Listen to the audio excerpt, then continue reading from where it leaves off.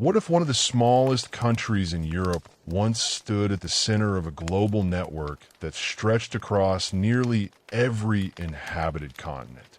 What if a nation built on reclaimed marshland and battered by the sea became so influential that its merchants shaped world trade, its ships crossed every major ocean, and its financial innovations changed the way economies worked for centuries to come? The Dutch Empire was never the largest empire in history. It did not command the endless territories of Spain or the vast population of Britain. Yet for a remarkable period of time, it became one of the richest, most connected, and most commercially powerful states the world had ever seen. Its influence reached from the bustling ports of northern Europe to the Spice Islands of Southeast Asia. From plantations in South America to trading posts in Japan. From the southern tip of Africa to the island that would one day become New York City. This is the complete story of how that happened. It is a story of determination, of engineering, of commerce, of warfare, of extraordinary wealth, and also of conquest, exploitation, slavery, resistance, and the complicated legacy that still shapes lives today. To understand how the Dutch Empire came into existence, we have to begin long before anyone dreamed of overseas colonies. We have to begin in a landscape that, at first glance, seemed completely unsuitable for greatness. Around the year 1000, the region that we now know as the Netherlands looked nothing like the prosperous country that exists today. Vast stretches of land were covered by marshes. Rivers overflowed their banks with alarming regularity. Storm surges from the North Sea threatened settlements year after year. Entire communities lived with the constant possibility that the land beneath their feet could simply disappear beneath floodwaters. It was a difficult place to survive, let alone prosper. Yet the people who lived there gradually developed an extraordinary relationship with their environment. Instead of abandoning the wetlands, they learned how to reshape them. Generation after generation dug canals, raised embankments, constructed dikes, drained marshes, built windmills that powered pumps capable of removing water from reclaimed land.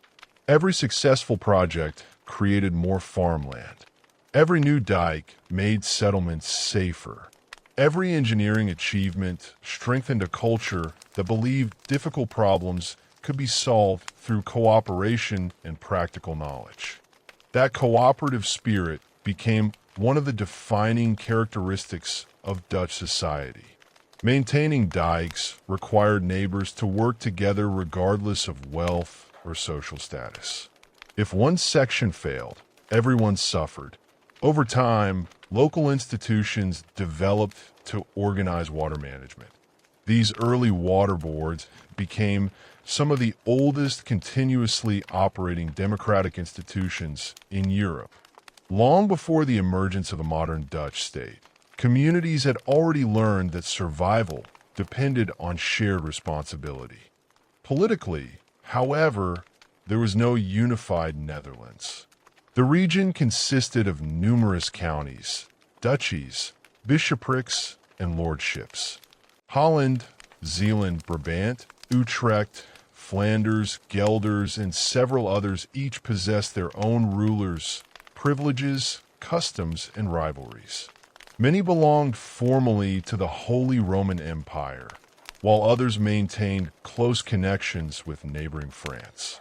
Borders shifted frequently through inheritance, marriage, diplomacy, and conflict. Loyalties were often local rather than national. Someone might identify first with the city they lived in, then with their province, and only much later with any broader regional identity.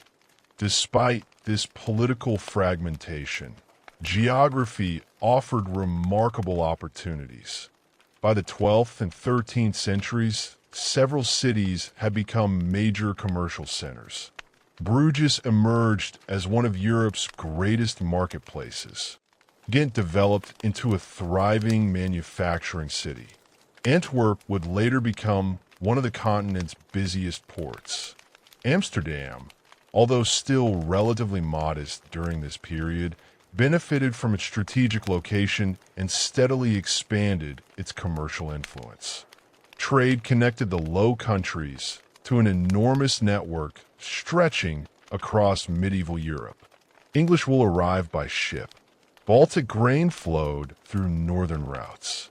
Scandinavian fish reached urban markets. French salt moved northward. German metals traveled downriver. Merchants from Italy, the Hanseatic League, England, France, and the Holy Roman Empire all found reasons to conduct business in these increasingly prosperous towns. Among the industries driving this growth, textile production became especially important.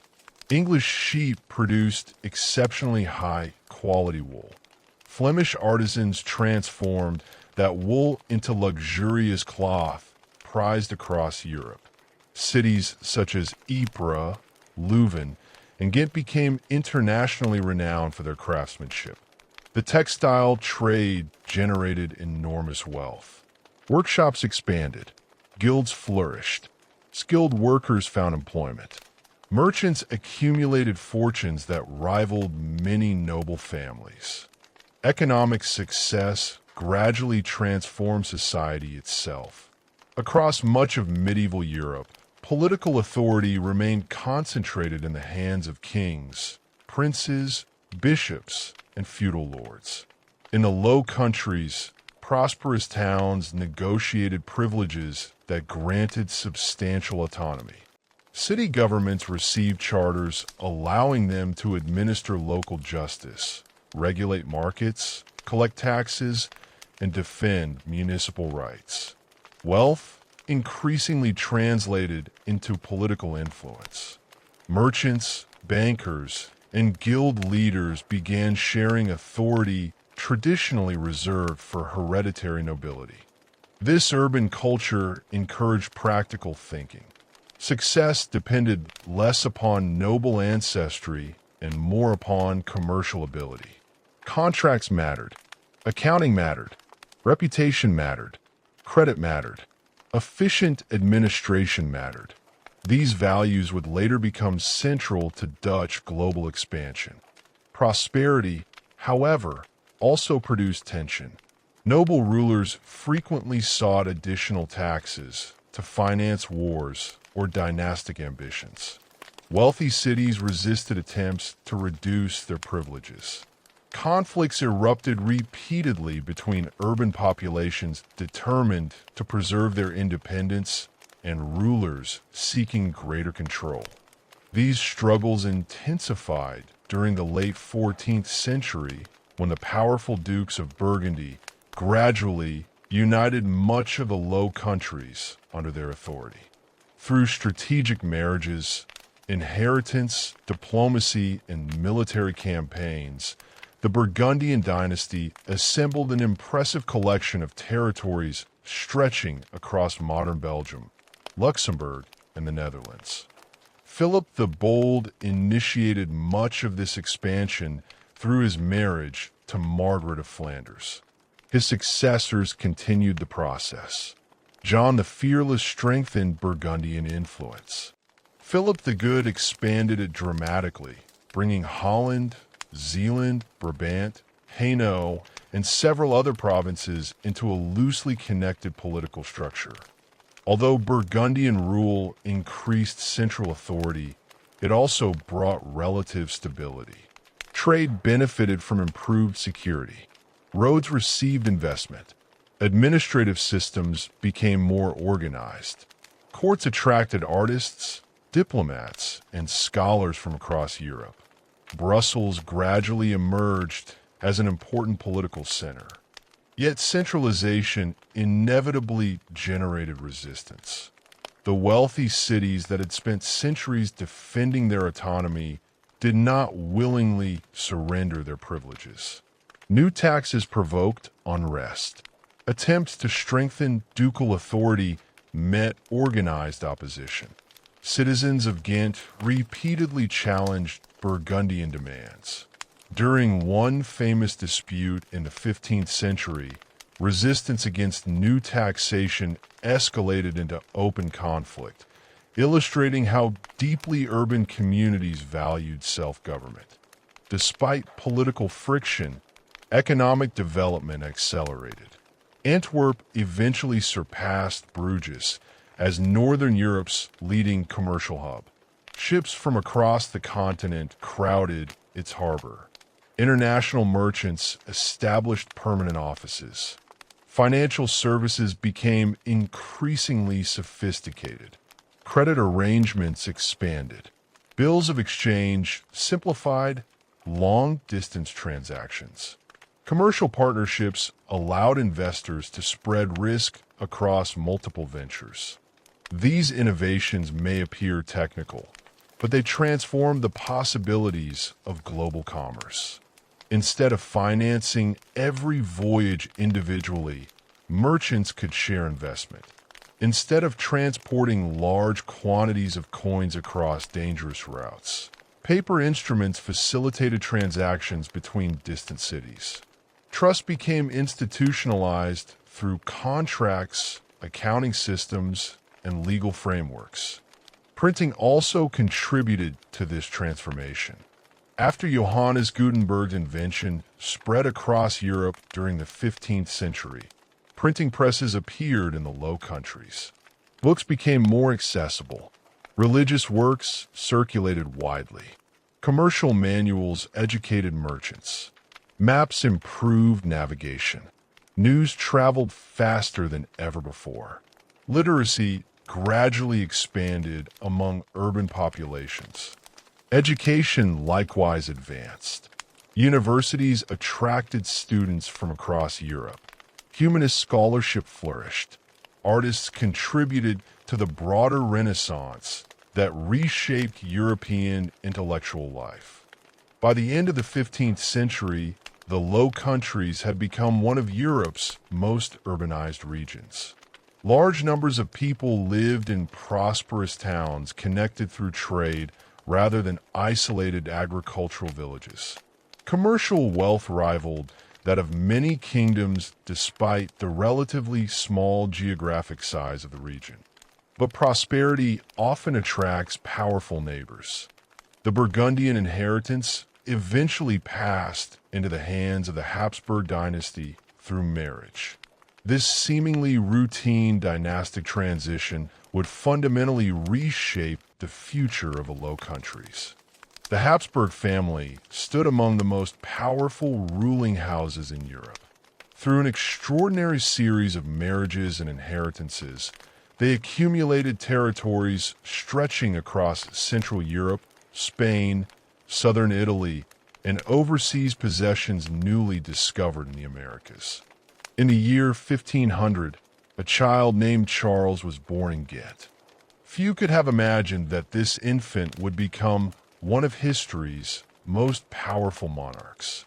Charles inherited the Burgundian Netherlands from one side of his family, Spain and its rapidly expanding overseas empire from another, Austrian lands from another branch.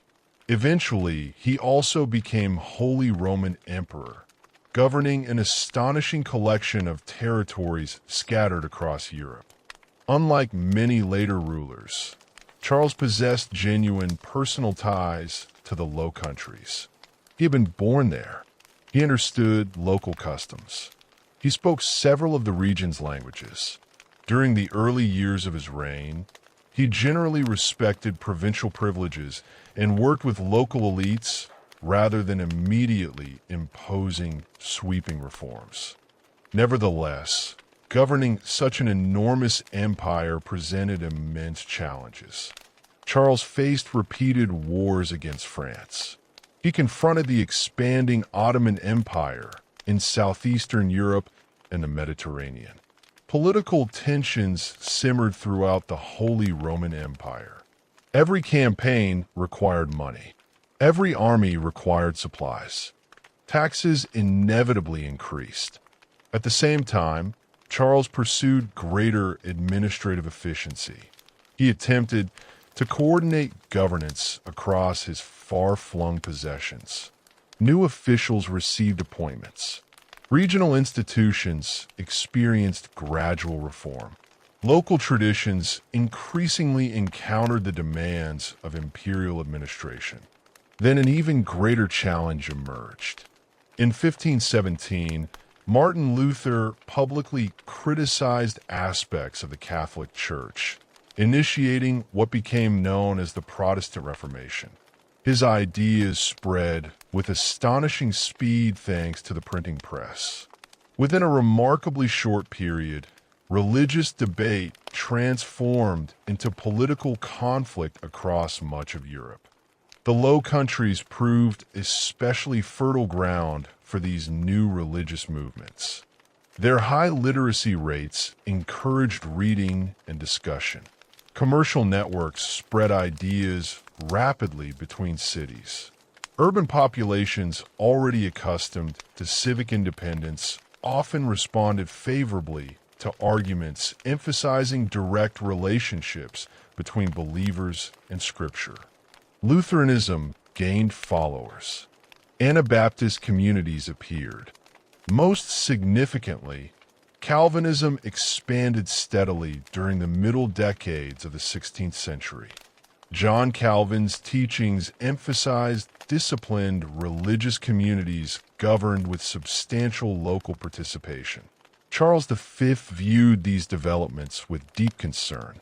For him, religious unity was inseparable from political stability. Heresy threatened not only souls but also public order. Consequently, imperial authorities introduced increasingly severe measures against Protestant activity. Books considered heretical were banned. Unauthorized religious gatherings became illegal. Preachers faced arrest. Printers risked imprisonment. Some individuals were executed after refusing to abandon their beliefs. These policies failed to eliminate Protestantism. Instead, they often strengthened resistance. Secret congregations met quietly outside city walls or in private homes. Smuggled books continued circulating despite official prohibitions. Religious conviction increasingly merged with growing frustration over political centralization and taxation. When Charles abdicated in 1555, he divided his enormous inheritance. His brother Ferdinand received the imperial title and Austrian possessions. His son Philip inherited Spain, its overseas empire, and the Habsburg Netherlands. This transition changed everything. Unlike Charles, Philip II possessed little emotional connection to the Low Countries. He had been raised primarily in Spain. He spent most of his reign governing from Madrid. He spoke Spanish fluently, but lacked the close familiarity with Dutch society that had helped his father maintain political balance. Philip also possessed a deeply uncompromising religious outlook. Determined to defend Catholicism during an age of religious conflict, he intensified efforts to suppress Protestantism throughout his territories. Administrative reforms further alarmed local elites. New bishoprics expanded ecclesiastical authority aligned closely with the crown. Spanish advisors gained influence. Provincial privileges appeared increasingly threatened. Taxes remained heavy. Among nobles, merchants, clergy, artisans, and ordinary townspeople alike, resentment steadily accumulated. Some hoped compromise remained possible. Groups of nobles petitioned the government, requesting moderation rather than rebellion. They asked that persecution ease and traditional liberties receive renewed respect. These appeals achieved little lasting success. Then, in 1566, frustration exploded. Across numerous towns, Protestant crowds entered Catholic churches and destroyed religious images. Statues were smashed. Paintings were damaged. Altars were dismantled. The movement became known as the Beeldenstorm, or the iconoclastic fury. To many participants, these acts represented purification of religious worship. To Philip II, they represented outright rebellion. His response would transform political unrest into one of Europe's longest wars. He dispatched one of his most experienced commanders, Fernando Alvarez de Toledo, better known as the Duke of Alba, to restore order. Alba arrived with veteran troops and extraordinary authority. He established a special tribunal officially called the Council of Troubles. Among the Dutch population, however, it quickly acquired another name, the Council of Blood. Its investigations led to hundreds of executions. Prominent nobles who had once loyally served the crown found themselves accused of treason. Fear spread throughout the provinces. Many opponents fled abroad. Others prepared for armed resistance. Among those choosing exile was William of Orange. His return would soon change the course of European history. William of Orange had not always been an opponent of the Spanish crown. In fact, for much of his early career, he had been one of its most trusted servants. Born in 1533 into the House of Nassau, he inherited the small Principality of Orange in southern France while still a child, giving him the title by which history remembers him. Raised at the court of Emperor Charles V, William received a Catholic education and was expected to become a loyal member of the Habsburg political elite. Few people who knew him during those early years could have imagined that he would eventually become the central figure in one of Europe's longest wars of independence. His transformation did not happen overnight. It was gradual, shaped by years of watching the relationship between the Spanish monarchy and the provinces of the Low Countries deteriorate. He witnessed growing restrictions on local autonomy. He saw religious persecution intensify. He watched trusted nobles arrested and executed. By the late 1560s, William had reached a conclusion that many others were beginning to share. The conflict was no longer about a disagreement over taxes or administrative reforms. It had become a struggle over who possessed the right to govern the provinces and whether their traditional liberties could survive under increasingly centralized rule. In 1568, William launched what is generally considered the beginning of the Dutch Revolt, later known as the 80 Years' War. His first military campaign did not bring immediate success. Spanish forces remained disciplined, experienced, and well-supplied. William relied heavily on mercenary armies, whose loyalty often depended more on payment than principle. Several early invasions failed to achieve lasting gains, and the rebellion seemed fragile. Yet military setbacks did not extinguish the movement. Instead, they gave the scattered opposition a recognizable leader. Across towns and provinces, people who had previously resisted independently began to see themselves as participants in a larger cause. Calvinists fighting for religious freedom, nobles defending provincial privileges, merchants worried about taxation, and ordinary townspeople exhausted by military occupation increasingly found common ground. One of the most unexpected developments came not on land, but at sea. Groups of Dutch exiles, privateers, and sailors began attacking Spanish shipping. They became known as the Sea Beggars, or Watergeuzen. Originally dismissed by Spanish authorities as little more than pirates, they soon proved remarkably effective. Familiar with the coastline, capable of striking quickly, and motivated by both profit and politics, they disrupted Spanish communications and commerce throughout the North Sea. Everything changed on the first day of April in 1572. The sea beggars unexpectedly captured the small port town of Brielle. Militarily, the town itself was not among the most important in the Netherlands. Symbolically, however, the victory was enormous. News spread rapidly across the provinces. If Brielle could be taken, perhaps other towns could resist as well. One after another, cities in Holland and Zeeland declared support for William of Orange and the growing rebellion. Spanish commanders responded with force. The conflict became increasingly brutal. Cities that resisted faced long sieges.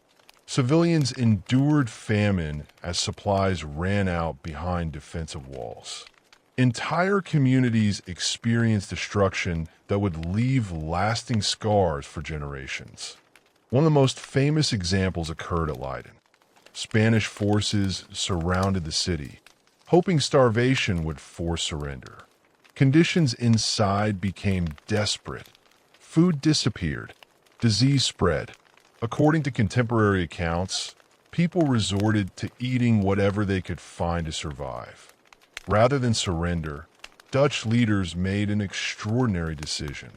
They deliberately opened the dikes surrounding the region. Fields disappeared beneath rising water. Village flooded. Farmland that had taken generations to reclaim from the sea was intentionally sacrificed. The goal was simple: allow Dutch ships to sail across the flooded countryside and relieve the besieged city. The plan succeeded. Spanish forces withdrew. Leiden survived. In gratitude for the city's endurance, William of Orange later founded Leiden University in 1575, an institution that would become one of Europe's leading centers of learning. The war continued to escalate. Spanish troops, many of whom had gone unpaid for months, mutinied repeatedly. One of the darkest moments came in November 1576, when mutinous soldiers entered Antwerp. What followed became known as the Spanish Fury. For several days, soldiers looted homes, churches, and warehouses. Fires spread across neighborhoods. Thousands of civilians were killed. One of Europe's richest commercial cities suffered devastation that shocked observers throughout the continent. The massacre had profound political consequences. Many provinces that had previously remained loyal to Spain now questioned whether continued allegiance offered any protection. Later that same year, representatives from all 17 provinces signed an agreement known as the Pacification of Ghent. Although Catholics and Protestants still disagreed on religious questions, they temporarily united around common political goals. They demanded the withdrawal of foreign troops. They called for restoration of traditional provincial privileges.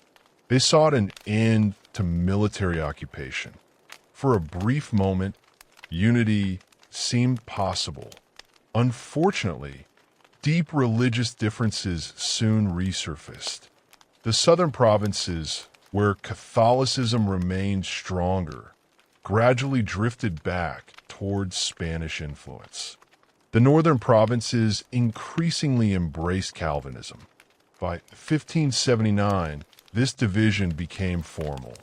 The southern provinces established the Union of Arras, reaffirming loyalty to the Spanish crown.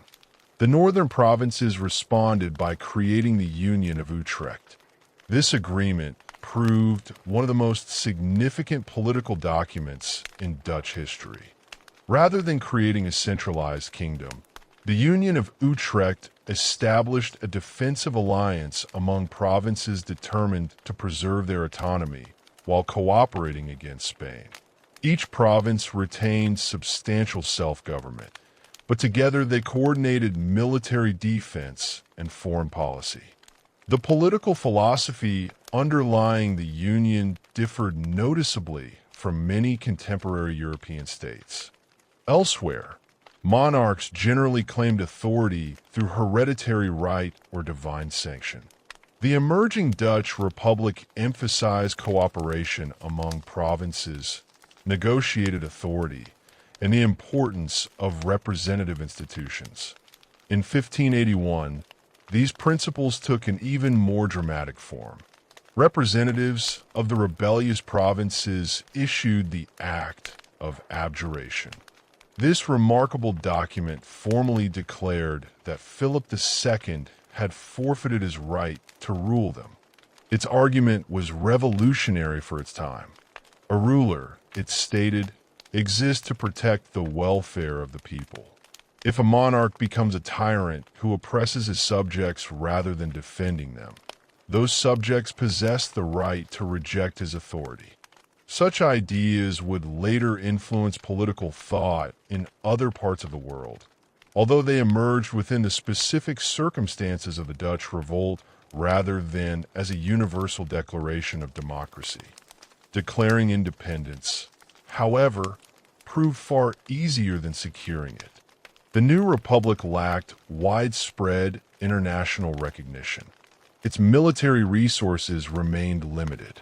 Spain continued to field one of Europe's most experienced armies. Dutch leaders searched desperately for allies. England offered cautious assistance. Queen Elizabeth I recognized that a Spanish victory would strengthen her greatest rival, but she also hesitated to provoke a full-scale continental war. France presented another possibility. The Dutch even invited Francis, Duke of Anjou, brother of the French king, to assume leadership of the provinces. The experiment ended disastrously. Attempting to seize greater power than the Dutch intended to grant him, Anjou launched a surprise attack on Antwerp in 1583. The citizens resisted fiercely. Hundreds of French soldiers died. The event became known as the French Fury and permanently damaged confidence in French leadership. Meanwhile, William of Orange continued advocating moderation. Although personally committed to Protestantism, he repeatedly argued that lasting stability required religious tolerance. He understood that the provinces remained religiously diverse.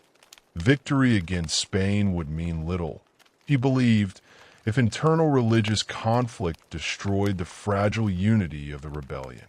His position earned admiration from some and criticism from others. To Spanish authorities, however, William had become the principal architect of rebellion. Philip II declared him an outlaw. Rewards were offered for his assassination. On the 10th of July, 1584, one of those rewards found its target. A Catholic supporter of the Spanish cause named Balthasar Gerard gained access to William's residence in Delft. Pretending to seek assistance, he approached the prince. Moments later, he shot William with a pistol. The wounds proved fatal. William of Orange became one of the first major political leaders in European history to be assassinated with a handgun. His death shocked the provinces. Many fear the rebellion might collapse without its most respected leader. Instead, the opposite happened.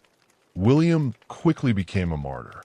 His memory strengthened determination rather than weakening it. Leadership gradually passed to his son, Maurice of Nassau.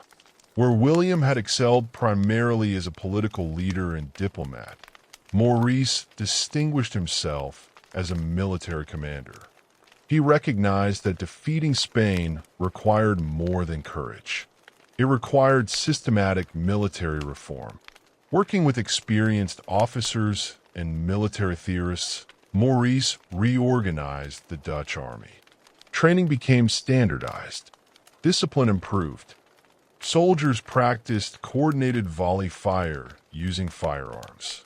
Fortifications were modernized according to the latest engineering principles.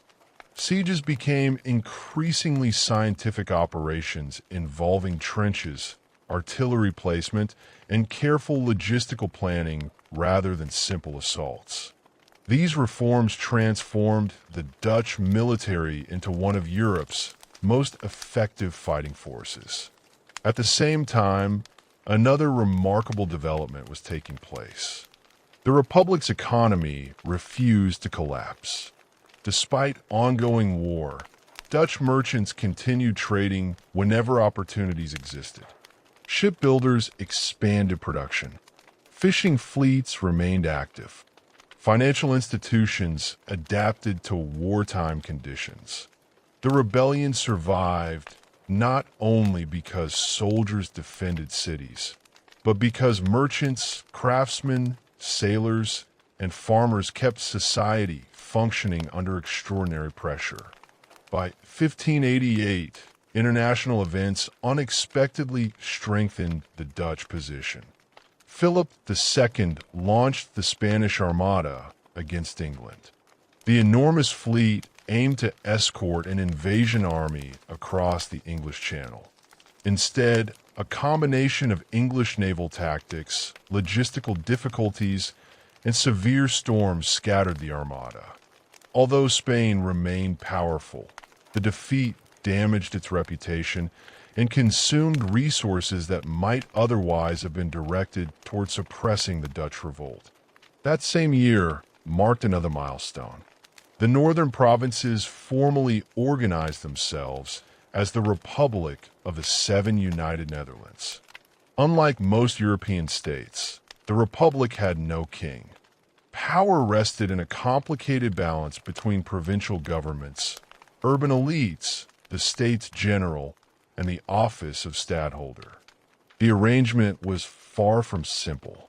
Each province guarded its own rights carefully. Holland, by far the wealthiest province, often exercised disproportionate influence because it contributed much of the Republic's revenue. Amsterdam's merchants increasingly shaped national priorities. Yet despite constant negotiation and occasional disagreement, the system proved surprisingly resilient. Political authority depended less upon royal decree than upon compromise among powerful regional interests. This structure reflected centuries of urban self-government and provincial independence. It also influenced the Republic's future approach to commerce. Rather than directing economic activity through an all-powerful monarchy, Dutch leaders generally created conditions that allowed merchants considerable freedom. War nevertheless continued. Spanish armies remained formidable. Several campaigns swung back and forth with neither side achieving decisive victory. Both governments struggled financially. Maintaining armies during the 16th century consumed staggering amounts of money. Spain repeatedly declared bankruptcy despite receiving enormous quantities of silver from the Americas. The Dutch relied upon increasingly sophisticated systems of taxation and public borrowing. Here another Dutch innovation emerged. Rather than relying solely on forced loans or royal wealth, the Republic developed a reputation for honoring public debt. Investors trusted Dutch institutions. Governments could borrow at relatively favorable interest rates because lenders believed repayment was likely. This financial credibility became one of the Republic's greatest long-term strengths. It allowed military resistance to continue year after year. As the conflict entered the final years of the 16th century, observers across Europe began recognizing something remarkable. The Dutch Republic had survived. Many expected the rebellion to fail quickly. Instead, after decades of war, execution, siege, famine, and political uncertainty, the provinces had established functioning institutions, effective armed forces, and a growing sense of shared identity. They still lacked formal recognition. Spain had not accepted their independence. Peace remained distant, but the foundations of a new state had undeniably emerged. Ironically, The decades spent fighting for survival also prepared the Republic for an entirely different future. The same shipyards producing warships would soon launch commercial fleets unlike anything Europe had ever seen. The same financial institutions funding military campaigns would begin financing overseas ventures on a global scale. The same merchants who supplied armies would organize trading expeditions reaching Africa, Asia, and the Americas. The struggle for independence had forged not only a nation, it had forged the conditions that would allow that nation to become one of history's greatest maritime powers. And as the 17th century dawned, the Dutch Republic stood on the edge of an era that historians would later call its golden age. The opening years of the 17th century brought something the Dutch Republic had not experienced for generations. It was not complete peace, and it was certainly not complete security, but for the first time since the revolt had begun, there was room to think beyond simple survival. The war with Spain had not ended, yet the Republic had demonstrated that it could endure. That realization changed everything.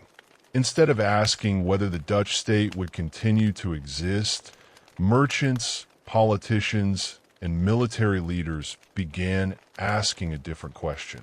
If this small republic had managed to resist one of the most powerful empires on Earth, what else might it achieve? The answer would transform not only Dutch history, but global history. By the beginning of the 17th century, the Dutch possessed several remarkable advantages. Their cities were prosperous. Their ports connected northern Europe to international markets. Their ships were among the finest ever built. Their financial institutions inspired confidence. Their merchants had accumulated generations of commercial experience. Their engineers understood logistics, infrastructure, and water management better than almost anyone else in Europe. Most importantly, they possessed something that many larger kingdoms lacked: an entire society that thought commercially. In many European states, merchants occupied an important position, but political life remained centered around kings, aristocrats, and military elites. In the Dutch Republic, merchants themselves stood at the heart of public life. The wealth of cities shaped politics. Successful businessmen became civic leaders.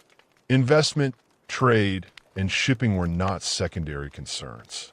They were the foundation upon which the Republic rested. Amsterdam demonstrated this transformation better than anywhere else. Only a century earlier, it had been one among several growing commercial towns.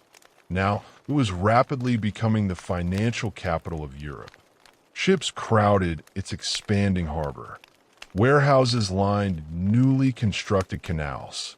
Merchants speaking Dutch, German, French, English, Portuguese, Spanish, Italian, and dozens of other languages negotiated contracts from sunrise until late into the night. Goods arrived from every direction imaginable.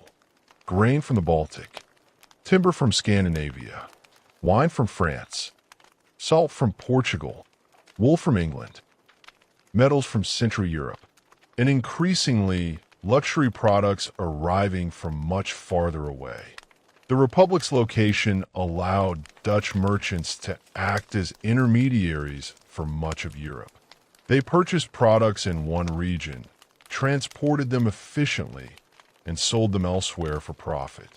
This seemingly straightforward activity became known as the carrying trade.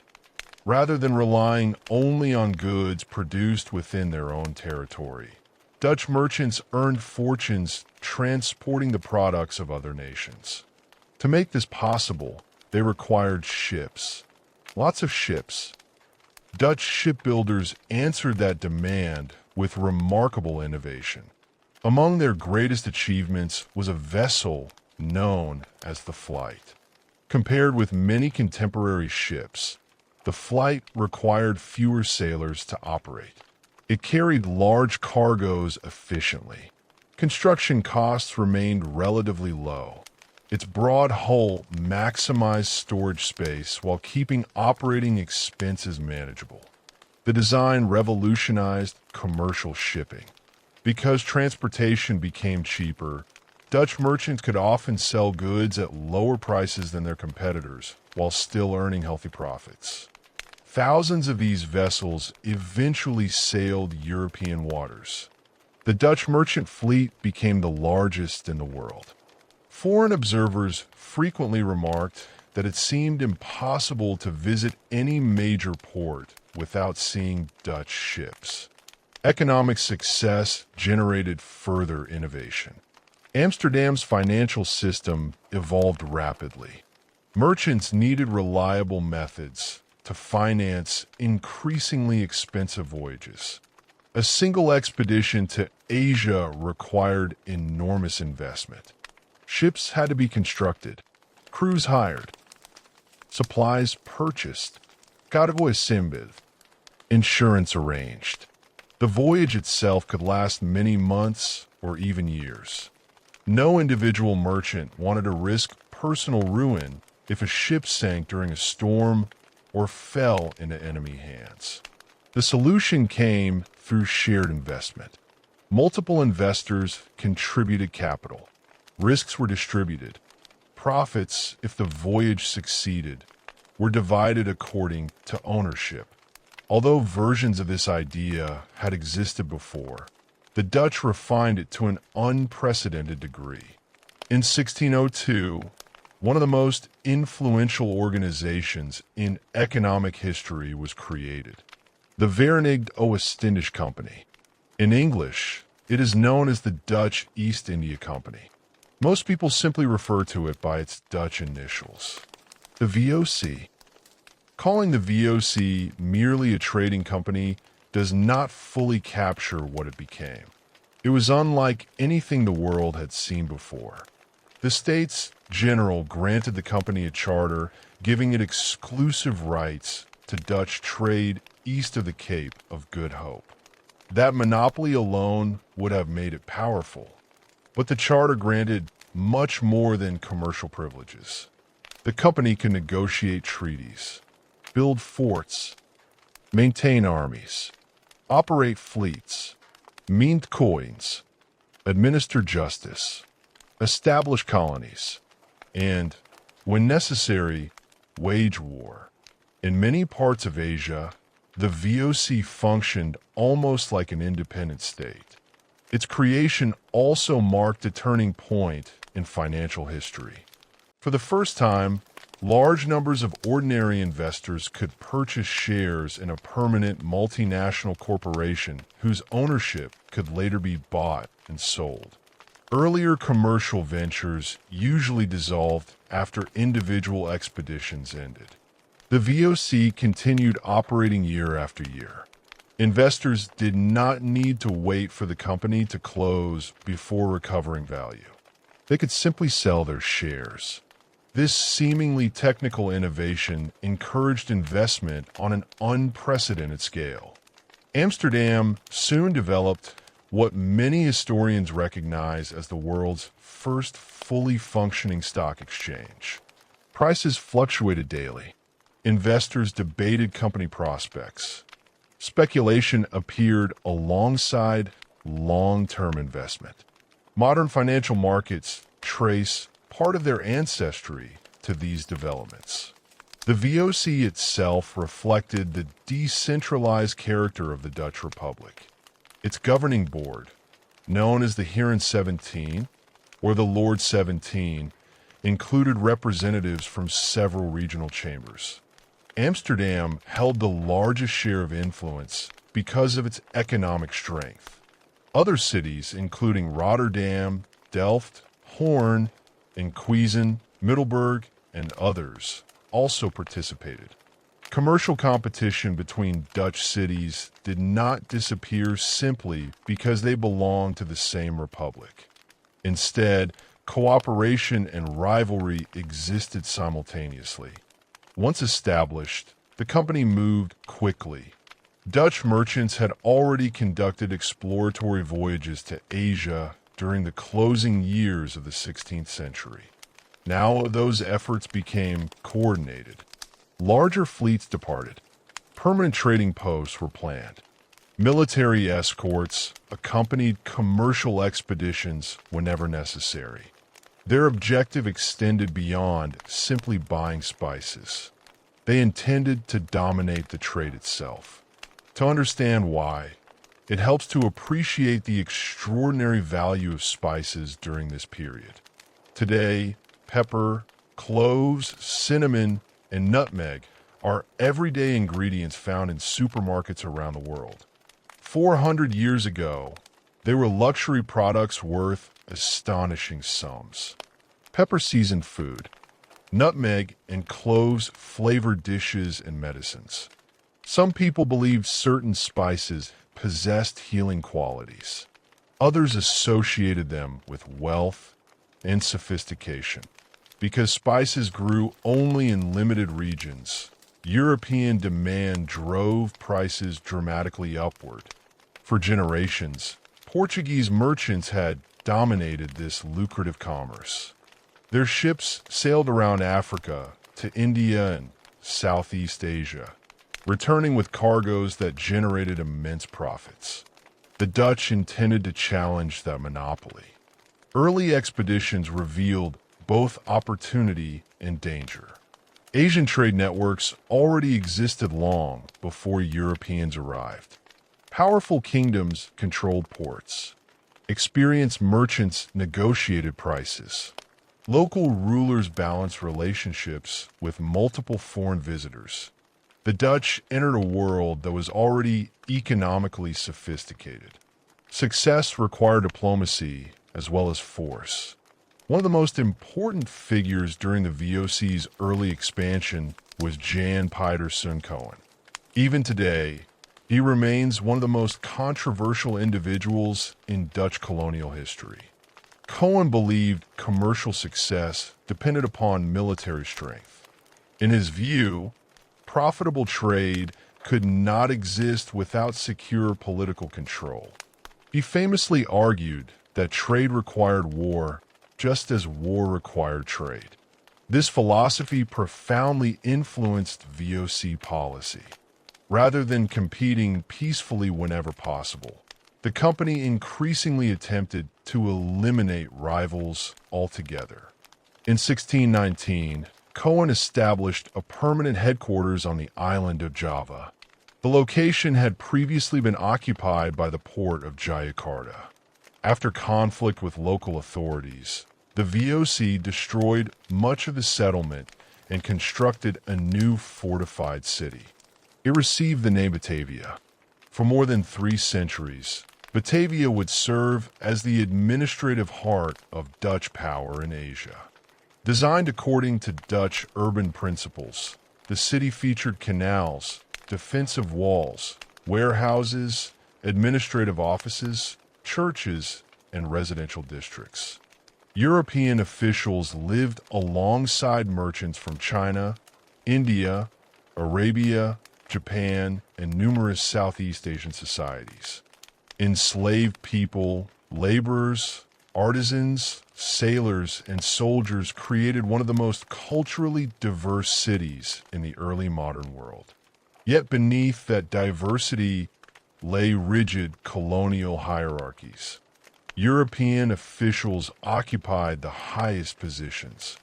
Different communities often lived under separate legal systems. Economic opportunities varied dramatically according to status and origin. Batavia became both a symbol of Dutch global ambition and a reminder that empire rested upon unequal relationships. From Batavia, the VOC expanded across the Indonesian archipelago. Its primary target remained the islands producing the world's most valuable spices. Among them, the Banda Islands held particular importance. They were one of the few places on Earth where nutmeg grew naturally. The Bandanese people had traded with Asian merchants for centuries before Europeans appeared. When Dutch representatives demanded exclusive purchasing rights, many local leaders refused. From their perspective, selling to multiple buyers encouraged competition and higher prices. From the VOC's perspective, such independence threatened profits. The confrontation reached a tragic climax in 1621. Jan Pieterszoon Cohen led a military expedition against the Banda Islands. Historical evidence leaves little doubt about the violence that followed. Large portions of the indigenous population were killed. Others were deported. Many fled. Plantations were reorganized under Dutch supervision. Labor shortages were filled through the importation of enslaved people and forced workers from other regions. The campaign secured Dutch control over nutmeg production. It also became one of the darkest chapters in the early history of the Dutch overseas empire. Modern historians generally regard the Banda campaign as an example of colonial violence carried out in pursuit of commercial monopoly. The profits generated were real. The human cost was immense. Elsewhere, VOC strategy often combined negotiation with coercion. Some local rulers accepted Dutch alliances because they offered military assistance against regional rivals. Others resisted. Diplomacy, warfare, commercial agreements, and political intervention became deeply intertwined. The company gradually established trading posts along the coasts of India. Factories, as these commercial stations were called, appeared in places such as Surat and along the Coromandel coast. These were not factories in the modern industrial sense. Instead, they served as warehouses, offices, residences, and fortified commercial centers where goods could be purchased, stored, and prepared for shipment. Textiles became increasingly important. Indian cotton fabrics found eager buyers throughout Asia, Africa, and Europe. Rather than carrying only European goods eastward, Dutch merchants participated in complex regional trade. Indian textiles purchased spices. Spices purchased Chinese silk. Chinese goods purchased Japanese silver. The VOC became deeply integrated into existing Asian commercial networks. Perhaps nowhere was Dutch diplomacy more unusual than in Japan. During the 17th century, the Tokugawa shogunate gradually restricted foreign influence. Christian missionaries were expelled. Most European traders lost access entirely. The Dutch, however, convinced Japanese authorities that they sought commerce rather than religious conversion. As a result, they received permission to continue limited trade. Their activities were tightly controlled. Dutch merchants lived on the artificial island of Dejima in Nagasaki Harbor. They could not travel freely. Religious activities remained prohibited. Communication with Japanese society occurred under careful supervision. Despite these restrictions, the arrangement proved enormously valuable.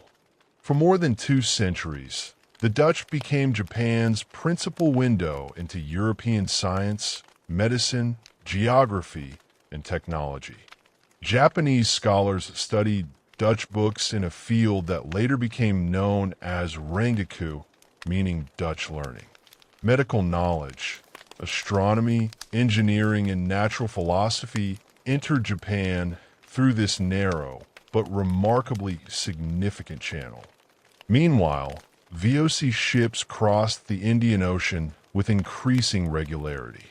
They stopped at ports in Ceylon, today known as Sri Lanka. They established positions along the Malabar coast. They traded throughout Southeast Asia. Eventually, they also created an important refreshment station near the southern tip of Africa. Originally intended simply as a place where ships could obtain fresh food, water, and supplies before continuing toward Asia, This settlement at the Cape of Good Hope gradually developed into a permanent colony. Its long-term consequences would extend far beyond anything the company initially imagined. Back in the Dutch Republic, wealth flowed home in astonishing quantities. Spices, silks, beer, porcelain, fine textiles, exotic woods, luxury goods that had once been extraordinarily rare now appeared with increasing frequency in Dutch markets. Amsterdam expanded rapidly. Elegant canal houses reflected merchant prosperity. Artists found wealthy patrons eager to commission portraits and decorate homes. Universities attracted scholars. Publishers printed books destined for readers across Europe. The Republic entered what historians now call the Dutch Golden Age. Yet even during this remarkable period of prosperity, contradictions remained impossible to ignore. The wealth that transformed Dutch cities often originated in systems of coercion overseas. Military force protected commercial monopolies.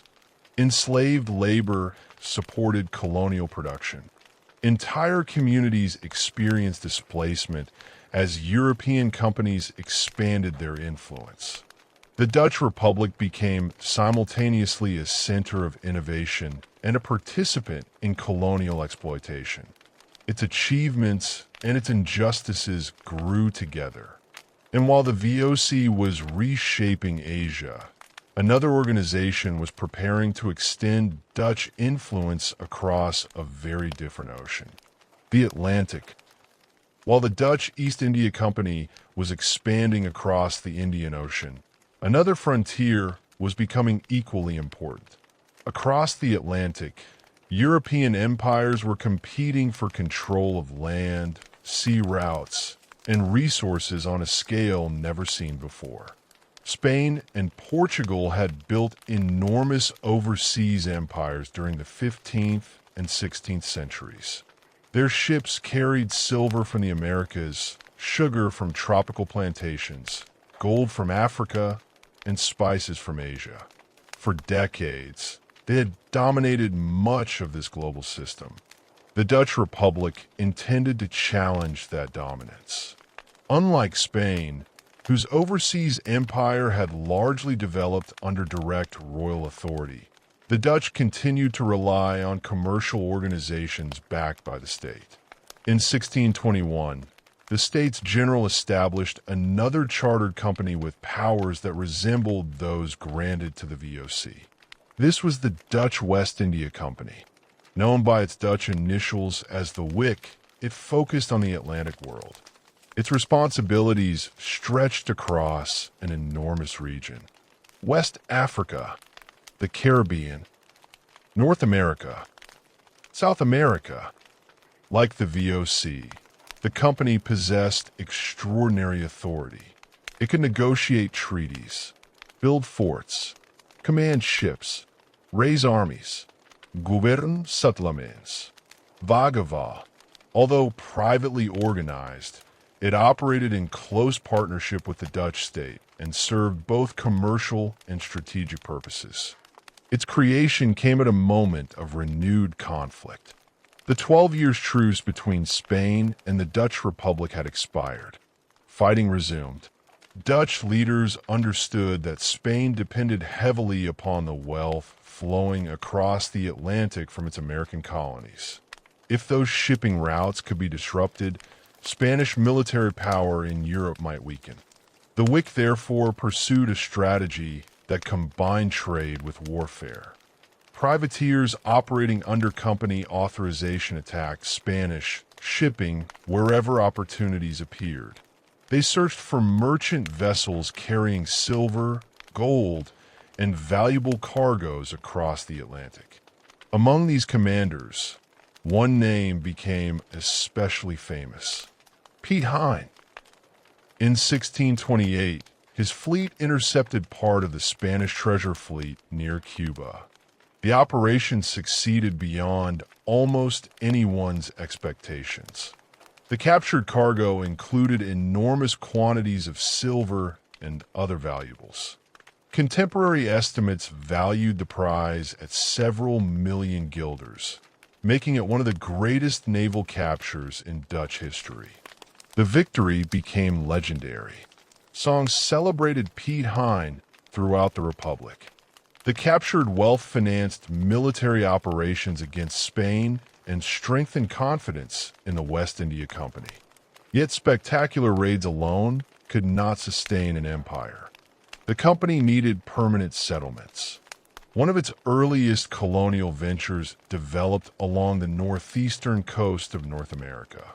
There, Dutch merchants had already been trading with indigenous communities for valuable furs, especially beaver pelts, which were highly prized in Europe for the manufacture of fashionable hats.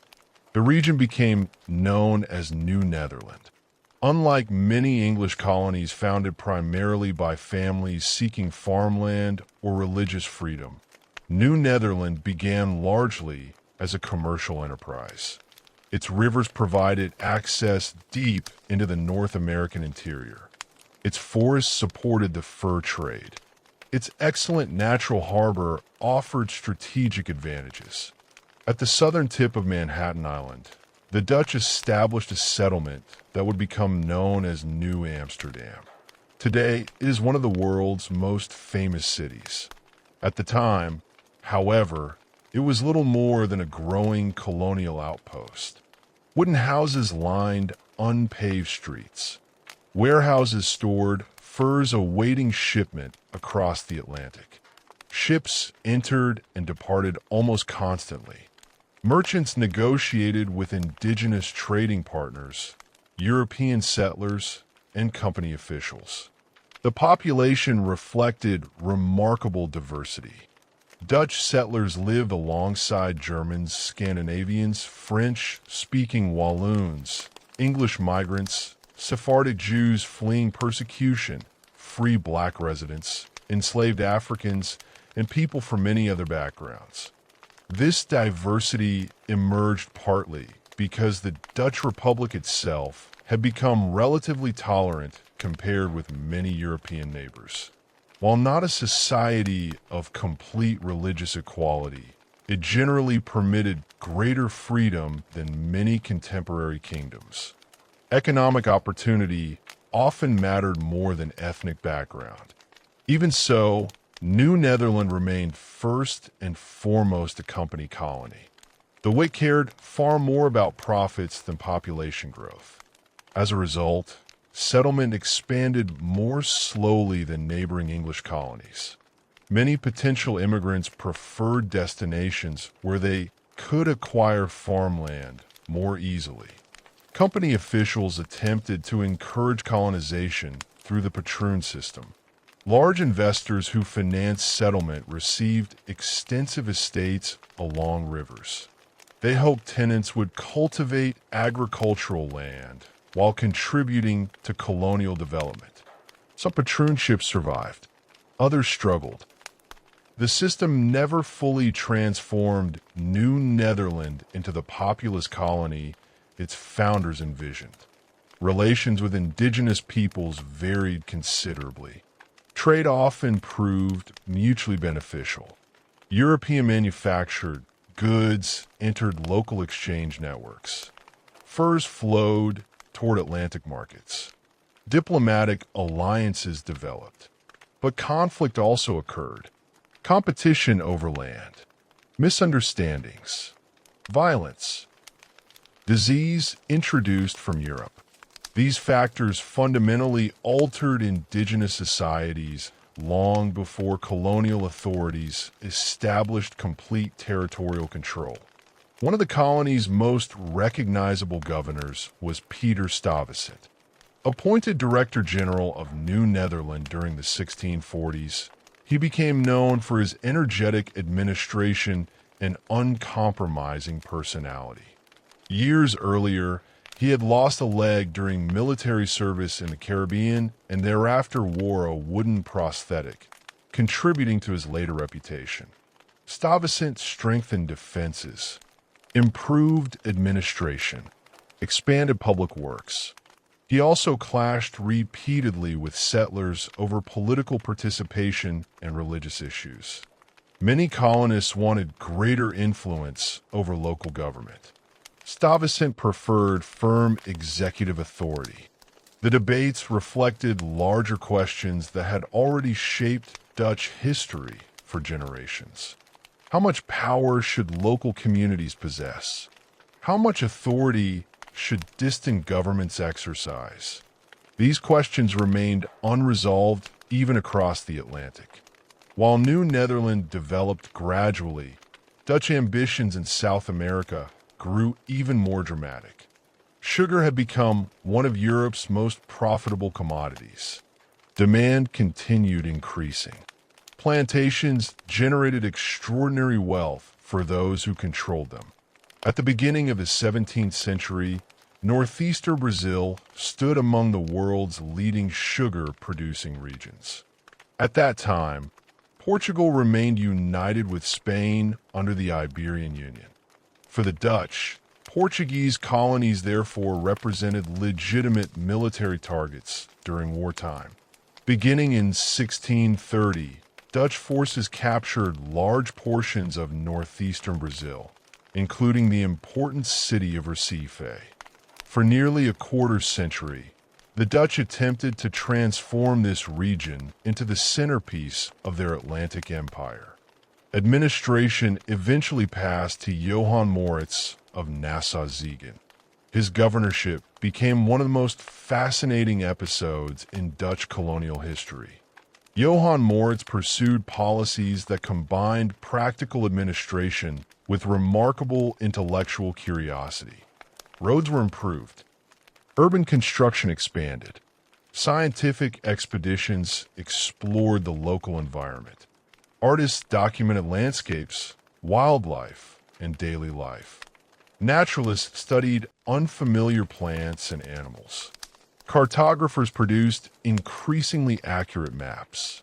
Europeans gained unprecedented knowledge about tropical South America through these efforts. Religious tolerance also received greater emphasis than was common elsewhere. Catholics, Protestants, and Jews generally experienced greater freedom than under many competing colonial administrations. Even so, beneath these progressive elements lay the economic reality upon which Dutch Brazil depended. Sugar plantations required enormous amounts of labor. That labor increasingly came through slavery. The Dutch had entered a system that Portuguese colonizers had already developed. Rather than dismantling it, they expanded their participation. Ships crossed the Atlantic carrying enslaved Africans captured or purchased through networks operating along the West African coast. Many endured horrifying conditions during the Middle Passage. Crowded into ships, poorly fed, subjected to disease, violence, isolation. Many died before reaching the Americas. Those who survived faced lives of forced labor on plantations. Families were separated, communities destroyed. Generations lived under systems designed to maximize production while denying basic human freedom. The Dutch were not alone in participating in the transatlantic slave trade. Spain, Portugal, Britain, France, Denmark. Several European powers became deeply involved. That wider context is historically important, but it does not diminish Dutch responsibility for their own participation. The Wick became a significant transporter of enslaved Africans during the 17th and 18th centuries. The wealth generated through plantation economies reached merchants, investors, insurers, bankers, and governments throughout the Republic. Dutch Brazil ultimately proved difficult to maintain. Portuguese settlers strongly resisted foreign rule. After Portugal regained independence from Spain in 1640, resistance intensified further. Years of fighting followed. Despite military efforts, the Dutch gradually lost ground. By 1654, they abandoned Brazil entirely. The dream of building a permanent Dutch South American empire had collapsed. Yet the Atlantic enterprise did not disappear. Instead, Dutch attention shifted toward other territories. Among the most important was Suriname. Located on the northern coast of South America, the colony possessed fertile land suitable for plantation agriculture. Under Dutch administration, sugar production expanded rapidly. Later, coffee, cocoa, and cotton also became valuable exports.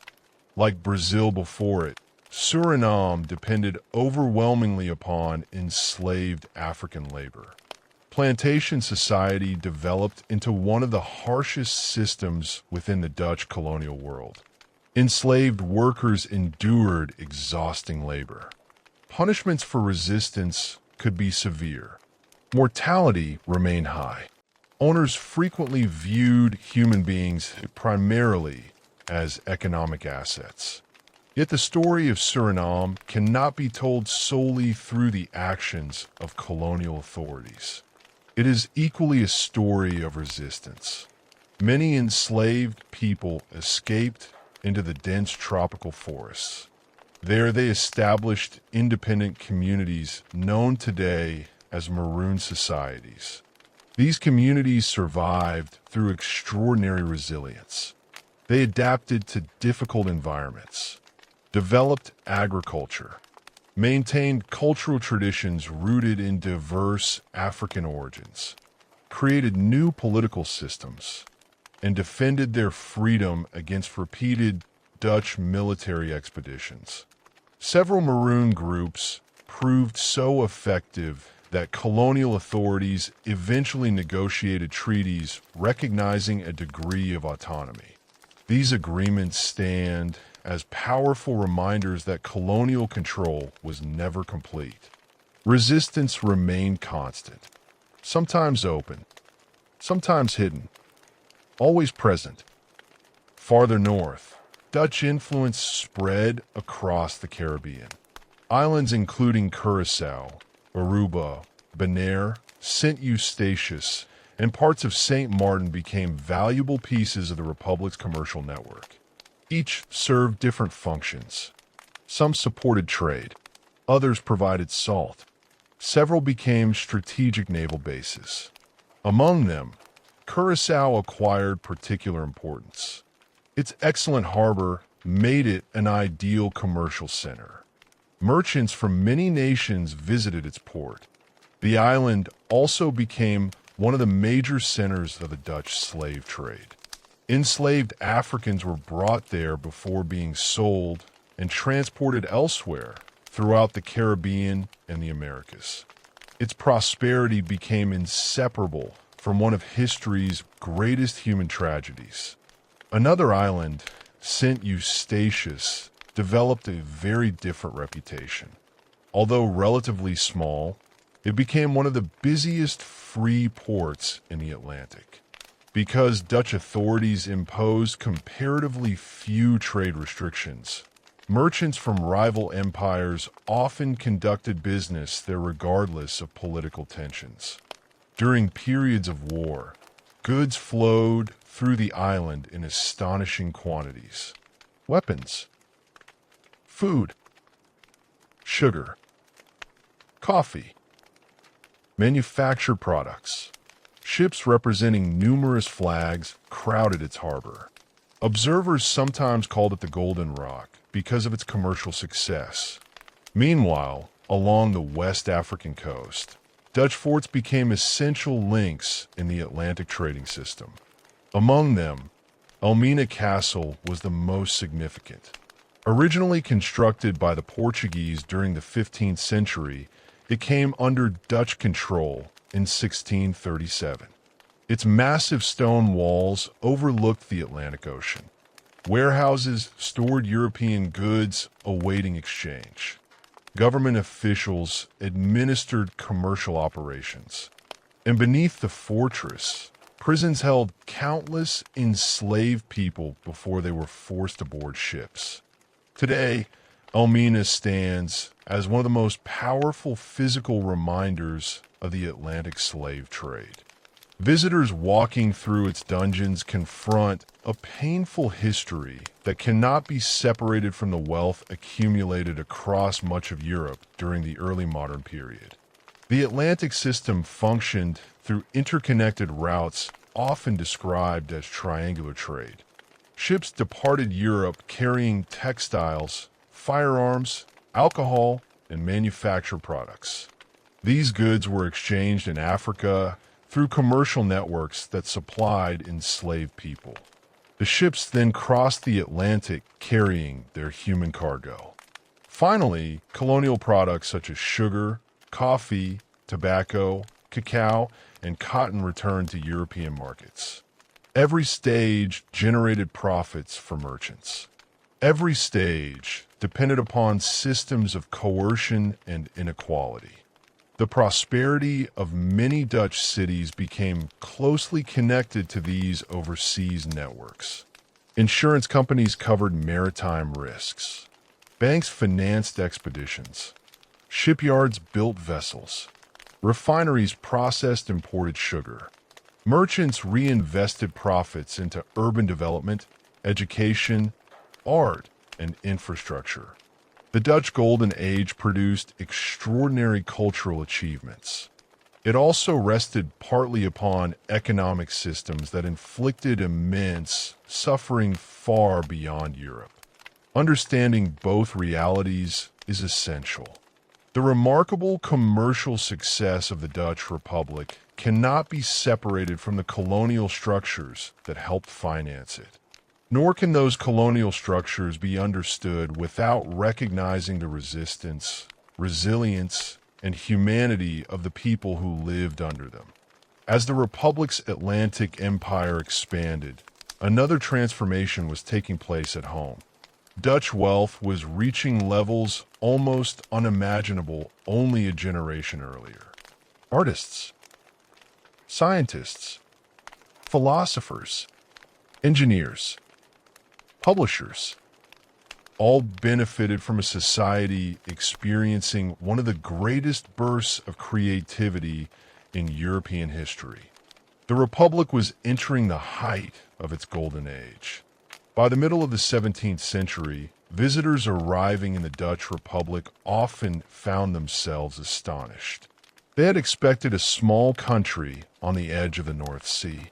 Instead, they encountered one of the busiest commercial societies in the world. The canals of Amsterdam were crowded with boats carrying goods from every direction. Warehouses stretched along the waterfront. Cranes lifted cargo from merchant vessels arriving almost continuously. Markets overflowed with products that had traveled thousands of kilometers before reaching Dutch hands. Languages from across Europe and beyond echoed through the streets as merchants negotiated contracts that linked distant continents together. The Republic had become something few people would have predicted only decades earlier. It was a global crossroads. Almost every part of its economy reflected this transformation.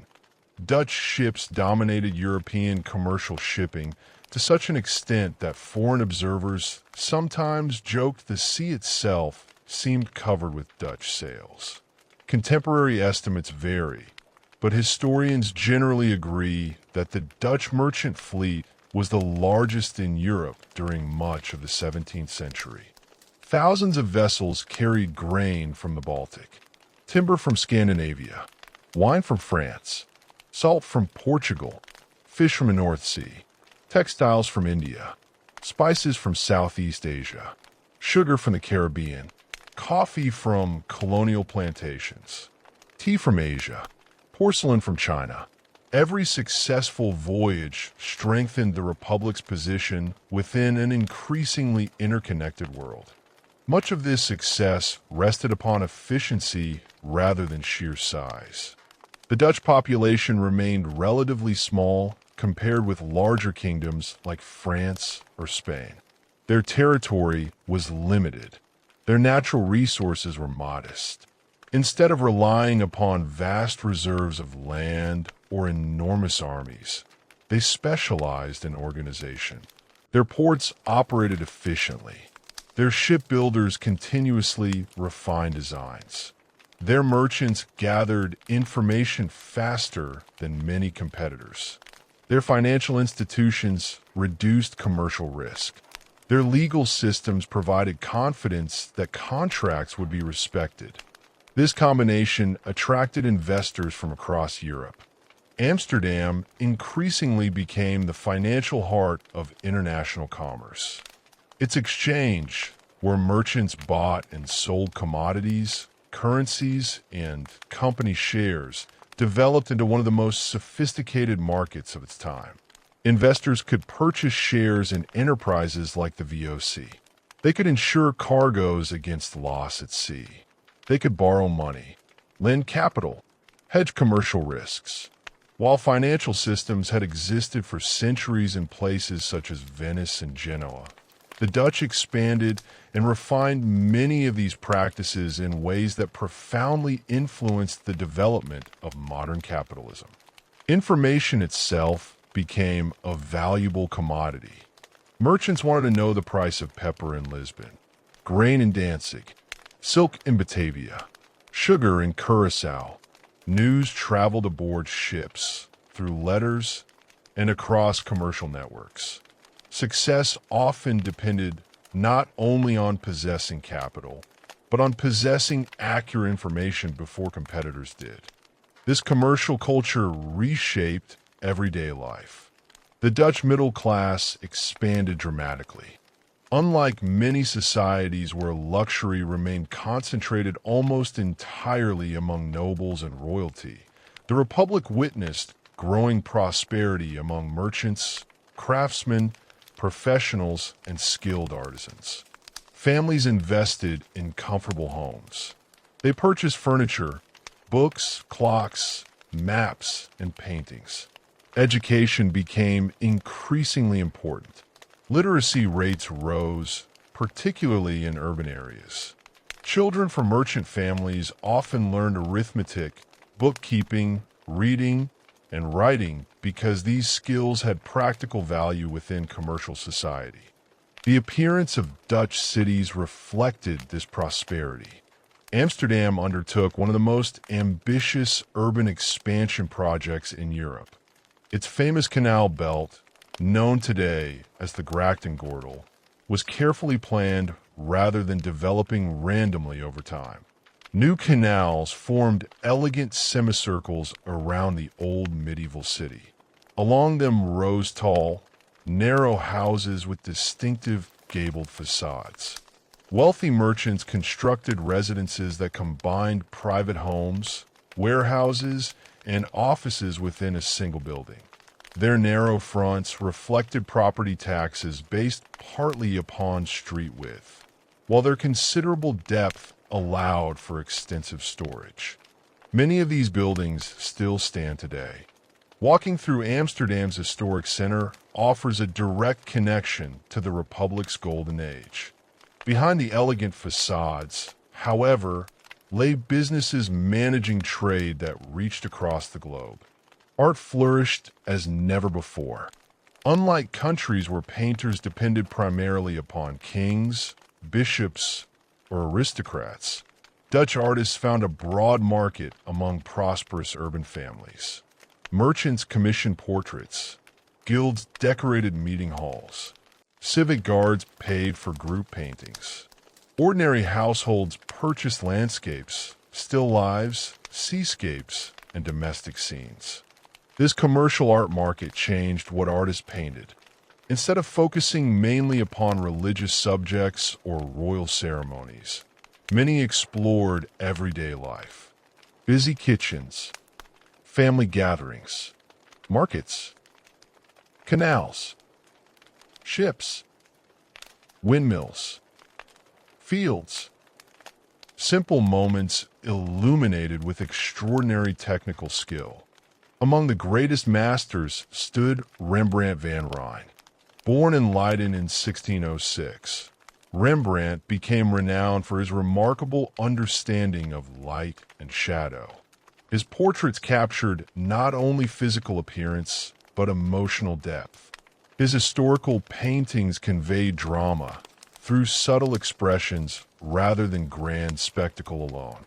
One of his most famous works, commonly known as the Night Watch, transformed what might otherwise have been a conventional civic guard portrait into a scene filled with movement and energy. Rather than arranging every figure neatly in rows, Rembrandt depicted a company preparing to march. Faces emerge from darkness into light. Weapons glimmer. Gestures overlap naturally. The painting feels alive. Rembrandt's career also reflected the uncertainties of commercial society. He achieved enormous success, earned considerable wealth, collected art and curiosities from around the world. Then financial difficulties gradually overwhelmed him. Changing tastes, expensive purchases, business challenges, debt accumulated. Eventually he declared bankruptcy. His story reminds us that even during the Golden Age, prosperity was never guaranteed. Another extraordinary painter approached everyday life very differently. Johannes Vermeer produced relatively few paintings, yet each displays astonishing attention to detail. Quiet domestic interiors dominate his work. Women reading letters, pouring milk, playing musical instruments, looking thoughtfully through windows. Light enters softly. Colors remain balanced. Ordinary moments become timeless. Although Vermeer received little widespread recognition during his lifetime, later generations came to regard him as one of history's greatest painters. Many other artists contributed to this remarkable cultural flowering. Frans Hals became celebrated for lively portraits filled with personality. Jacob van Ruysdael painted landscapes that captured the changing Dutch sky. Willem Klesch Heda specialized in still lives depicting luxurious meals, polished silver, delicate glassware, and imported goods. Rachel Royce produced botanical paintings of extraordinary scientific precision and artistic beauty.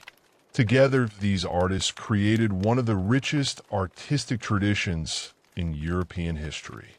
Science advanced alongside art. Commercial expansion demanded practical knowledge. Better navigation required improved astronomy. Long-distance voyages depended upon accurate maps. Trade encouraged advances in mathematics, engineering, and medicine. The Republic became one of Europe's leading centers of scientific investigation. Among its greatest scholars was Christian Huygens. A mathematician, astronomer, and physicist, Huygens contributed to numerous fields. He improved the design of pendulum clocks, greatly increasing accuracy in timekeeping. This mattered not only for daily life, but eventually for navigation at sea, where precise time became increasingly important for determining longitude. Huygens also studied light, proposing theories that would influence physics for centuries. His observations of Saturn led to the correct explanation of its rings. He identified Titan, Saturn's largest moon. These achievements placed Dutch science at the forefront of European intellectual life. Another remarkable figure worked not in university laboratory, but from a modest workshop. Anthony van Leeuwenhoek earned his living as a draper and municipal official. Fascinated by lenses, he began grinding glass to create exceptionally powerful microscopes. Looking through these instruments, he observed things no human being had ever seen before. Tiny organisms swimming in drops of water. Bacteria. Single-celled life. Sperm cells. blood circulation at microscopic levels. He described these discoveries carefully in letters sent to the Royal Society in London. Many readers initially struggled to believe his observations. The invisible world, he revealed, transformed biology forever. Dutch mapmaking also reached extraordinary heights. Families such as the Blaus and the Hondiuses produced atlases admired throughout Europe. These maps combined practical navigation with artistic craftsmanship. Decorative cartouches framed coastlines. Sea monsters and ships often appeared alongside carefully measured geography. Maps became symbols of knowledge, exploration, and commercial ambition. The printing industry flourished as well. Compared with many neighboring states, the Dutch Republic offered relatively greater freedom for publishers. Controversial books banned elsewhere often found printers willing to publish them in Amsterdam or Leiden. Scholars, philosophers, and religious minorities frequently sought refuge in the Republic because intellectual life there remained comparatively open. One of the most influential thinkers associated with the Dutch Republic was Baruch Spinoza. Born in Amsterdam to a Portuguese Jewish family whose ancestors had fled persecution, Spinoza developed philosophical ideas that challenged conventional religious and political assumptions. His writings emphasized reason, questioned traditional interpretations of Scripture, explored freedom, nature, ethics. His views proved deeply controversial. He was excommunicated from the Jewish community. Many of his works circulated cautiously because authorities considered them dangerous. Yet later generations would recognize him as one of the foundational philosophers of the Enlightenment. Religious diversity contributed significantly to Dutch society. The Dutch Reformed Church held official status. Nevertheless, Catholics, Lutherans, Mennonites, Jews, and other communities generally experienced greater tolerance than in many contemporary European states. Tolerance was never absolute. Restrictions certainly existed. Religious minorities sometimes worshipped discreetly in hidden churches rather than grand public buildings. Legal inequalities remained. Even so, compared with regions devastated by religious wars, the Dutch Republic appeared unusually accommodating. This environment attracted skilled immigrants. Portuguese Jews fleeing the Inquisition, French Protestants escaping persecution, merchants seeking commercial opportunity, craftsmen bringing specialized knowledge. Their arrival enriched Dutch economic and cultural life. Engineering achievements continued alongside intellectual progress. Managing water remained a constant challenge. New polders expanded agricultural land reclaimed from lakes and marshes. Windmills powered pumps. Canals improved transportation. Bridges connected growing urban districts. Visitors often admired not only Dutch prosperity, but the remarkable landscape itself. Much of the country had been deliberately reshaped by human effort. This mastery over water became central to Dutch identity. It demonstrated that cooperation and technical knowledge could overcome enormous natural obstacles. Yet prosperity also created new vulnerabilities. Commercial success attracted rivals. England watched Dutch shipping with increasing concern. French rulers sought greater influence across Europe. Spain, although declining, remained a formidable opponent. Competition intensified not only on land, but across the oceans. English merchants grew frustrated that Dutch vessels transported so much of Europe's commerce. From their perspective, England possessed the resources to dominate maritime trade itself. Political leaders increasingly agreed. In 1651, the English Parliament passed the Navigation Act. The legislation required that goods imported into England or its colonies travel either on English ships or vessels belonging to the country where the goods originated. The measure struck directly at the heart of the Dutch carrying trade. Dutch merchants viewed it as a serious economic threat. Diplomatic negotiations failed to resolve growing tensions. Commercial rivalry steadily hardened into military confrontation. Both countries possessed powerful fleets. Both relied heavily upon overseas commerce.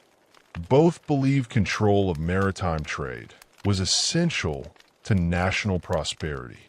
The result would be a series of conflicts unlike earlier European wars.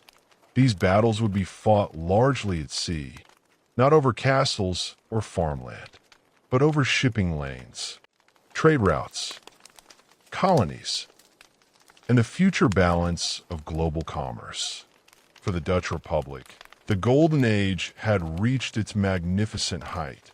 Its merchants seemed unstoppable. Its artists inspired Europe. Its scientists expanded human knowledge. Its ships crossed every major ocean. Yet history rarely allows dominance to last forever.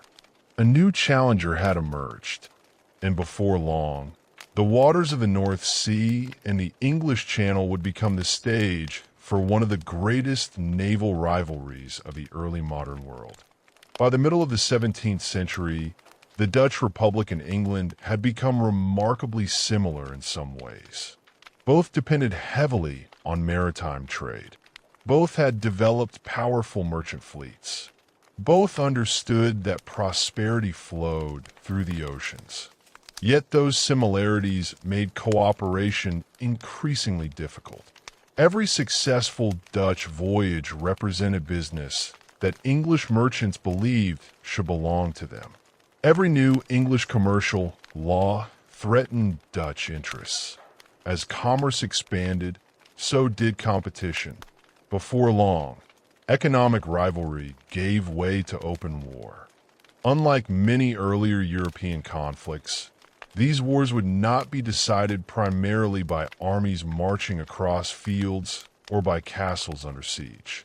They would be decided by fleets, by shipbuilders, by admirals, by sailors, by whoever could control the sea itself. The First Anglo-Dutch War began in 1652. The immediate causes were complex, but one issue stood above the rest: trade. England's Navigation Act had struck directly at the Dutch carrying trade. English leaders argued that English commerce should enrich England rather than foreign merchants. Dutch leaders viewed the legislation as a direct attack on the economic foundations of their republic. Tensions escalated quickly. One incident after another increased hostility. Eventually, fighting broke out in the English Channel. The conflict that followed became one of history's first large-scale naval wars fought between fleets designed primarily for line-of-battle combat. Both sides possessed experienced sailors. The Dutch merchant marine provided a vast pool of skilled seamen accustomed to difficult conditions. England, meanwhile, had invested heavily in strengthening the Royal Navy under both Parliament and, later, the restored monarchy. The battles were fierce. Cannon smoke covered the sea. Wooden warships exchanged devastating broadsides. Splintered timber became almost as deadly as iron shot, sending razor-sharp fragments through crowded gun decks. Fires spread rapidly aboard damaged vessels. Ships that survived battle often returned with shattered masts, torn sails, and crews reduced by hundreds. During this first war, the English generally held the advantage. Their navy had become increasingly centralized. Their command structure proved effective. Several major engagements resulted in heavy Dutch losses. The Dutch Republic eventually agreed to peace through the Treaty of Westminster in 1654. Although the Republic remained independent and commercially powerful, the conflict had exposed weaknesses that could no longer be ignored. Dutch leaders understood that reform was essential. The Republic responded with characteristic determination. Shipbuilding accelerated. New warships entered service. Naval administration improved. Training became more systematic. Investment increased. One man would soon emerge as the symbol of this transformation. Michiel de Ruyter. Born in the port city of Vlissingen in 1607, de Ruyter did not come from an aristocratic family. His father worked as a beer porter. Like many Dutch boys growing up near the sea, Michiel entered maritime life at an early age. He served aboard merchant vessels, fished, worked as a sailor, gradually gained experience through years of practical service. Unlike many commanders whose careers depended upon noble birth, de Ruyter earned advancement through skill. His calm leadership, excellent judgment, deep understanding of naval warfare, and genuine concern for the sailors under his command made him one of the most respected admirals in European history. He never cultivated the image of an untouchable aristocrat. He remained approachable, disciplined, practical. Crews trusted him because they believed he understood the hardships they endured. While the Dutch strengthened their navy, England underwent political change. Oliver Cromwell's Commonwealth eventually gave way to the restoration of the monarchy. Charles II returned to the English throne in 1660. The rivalry between England and the Dutch Republic, however, remained unchanged. In many respects, it intensified. Both nations expanded colonial ambitions. Both sought greater influence in Africa, Asia, and the Americas. Both viewed commercial dominance as essential to national survival. The Second Anglo-Dutch War began in 1665. This conflict would produce some of the greatest naval battles of the 17th century. Early in the war, England achieved an important colonial success. English forces sailed into New Amsterdam. The Dutch colony, isolated and lacking sufficient military support, could not resist effectively. Governor Peter Stuyvesant wished to defend the settlement, but many colonists saw little hope of success. The city surrendered. The English renamed it New York. Today, few visitors walking through Manhattan realize that beneath the modern skyline lies the memory of a Dutch colonial town whose streets, legal traditions, and commercial culture helped shape the future city. Although losing New Netherland was a symbolic setback, the Dutch response would soon astonish Europe. Under the leadership of Michiel de Ruyter, the Dutch fleet fought aggressively throughout the conflict. Battles raged across the North Sea and English Channel. Neither side found victory easy. Then, in 1667, the Dutch launched one of the boldest naval operations ever attempted. It became known as the Raid on the Medway. The English believed their fleet remained secure within the River Medway, near Chatham. Many warships lay anchored there. Some were undergoing repairs. Others lacked full crews because officials assumed no enemy could penetrate so deeply into English waters. They were wrong. De Ruyter and his commanders carefully planned a daring attack. Dutch ships entered the Thames estuary, advanced toward the Medway, overcame defensive positions, broke through heavy chains stretched across the river, then struck directly at England's naval base. The results were extraordinary. Several English warships were burned where they lay. Others were destroyed. Most famously, the Dutch captured the Royal Charles, one of England's proudest ships. Instead of sinking it, they towed it back across the North Sea as a trophy. News spread rapidly. England had not merely suffered defeat. Its navy had been attacked in its own home waters. The psychological impact was immense. Even today, British historians often describe the raid on the Medway as one of the greatest humiliations in Royal Navy history. The operation forced England to negotiate. The Treaty of Breda ended the war later that year. The settlement reflected practical realities rather than complete victory for either side. England retained New Netherland. The Dutch secured Suriname. Each side accepted changes that reflected shifting priorities. For the Dutch, Suriname's plantation economy appeared more immediately profitable than maintaining a relatively small North American colony. With hindsight, historians sometimes note the irony of this exchange. New York would eventually become one of the world's greatest cities. Yet at the time, no one could foresee its future importance. Colonial decisions were made according to the information available then, not according to centuries of hindsight. Peace did not last long. Europe itself was changing. France, under King Louis XIV, sought continental dominance. His ambitions alarmed neighboring states.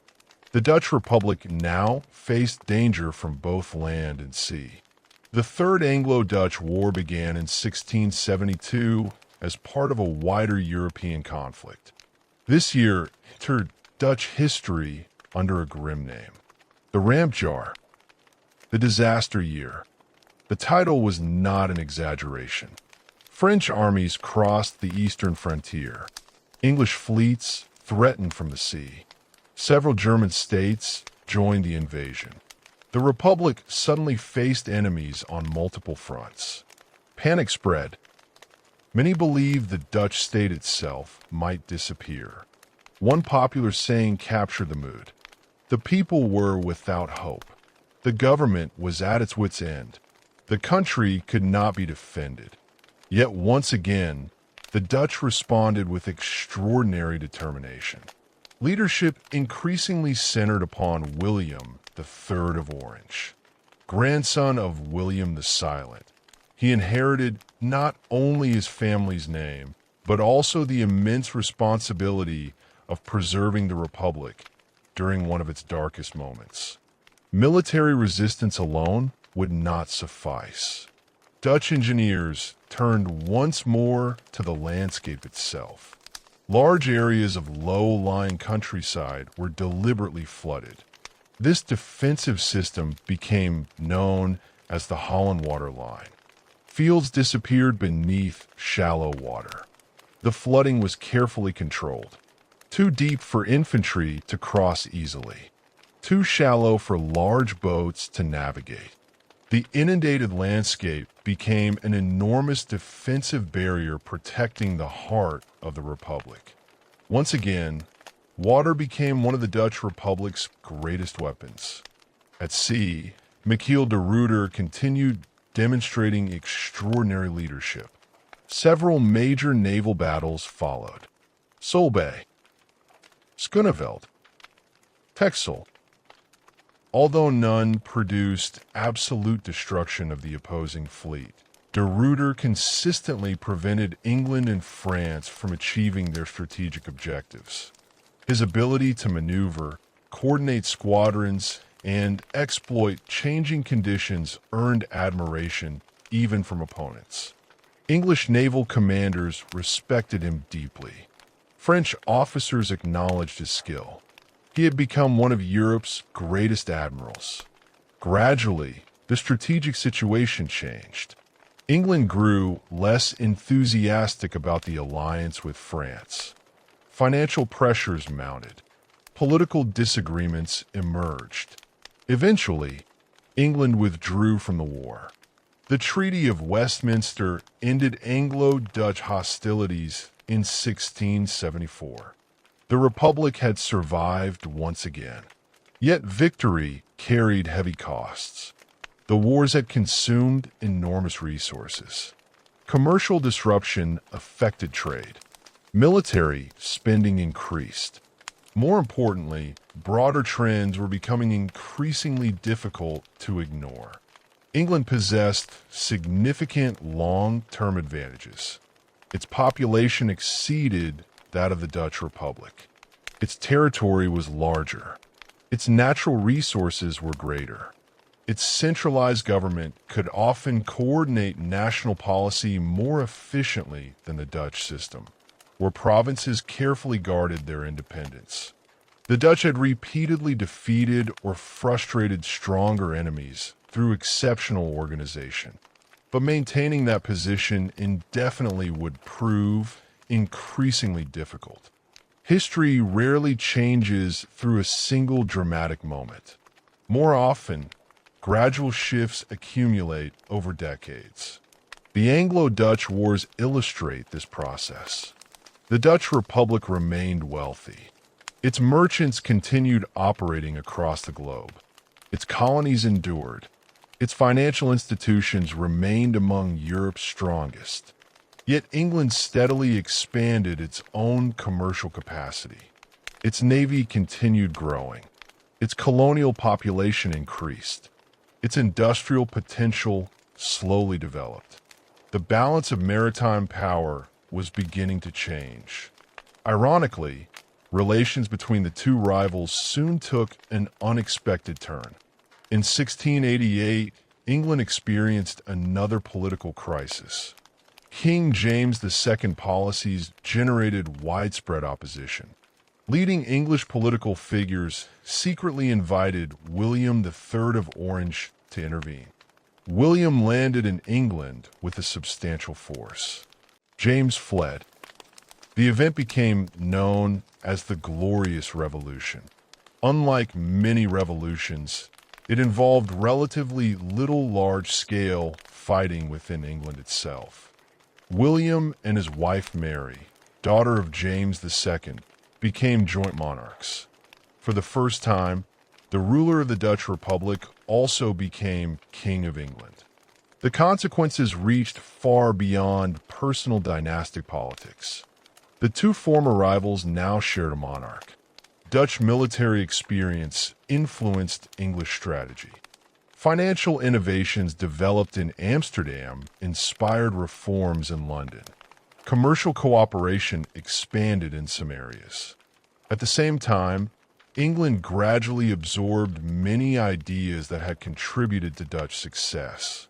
Over the following decades, London increasingly replaced Amsterdam as Europe's leading financial center.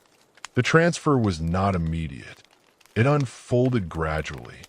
But historians often view this period as the beginning of Britain's rise toward global maritime supremacy. Meanwhile, the Dutch Republic remained deeply involved overseas.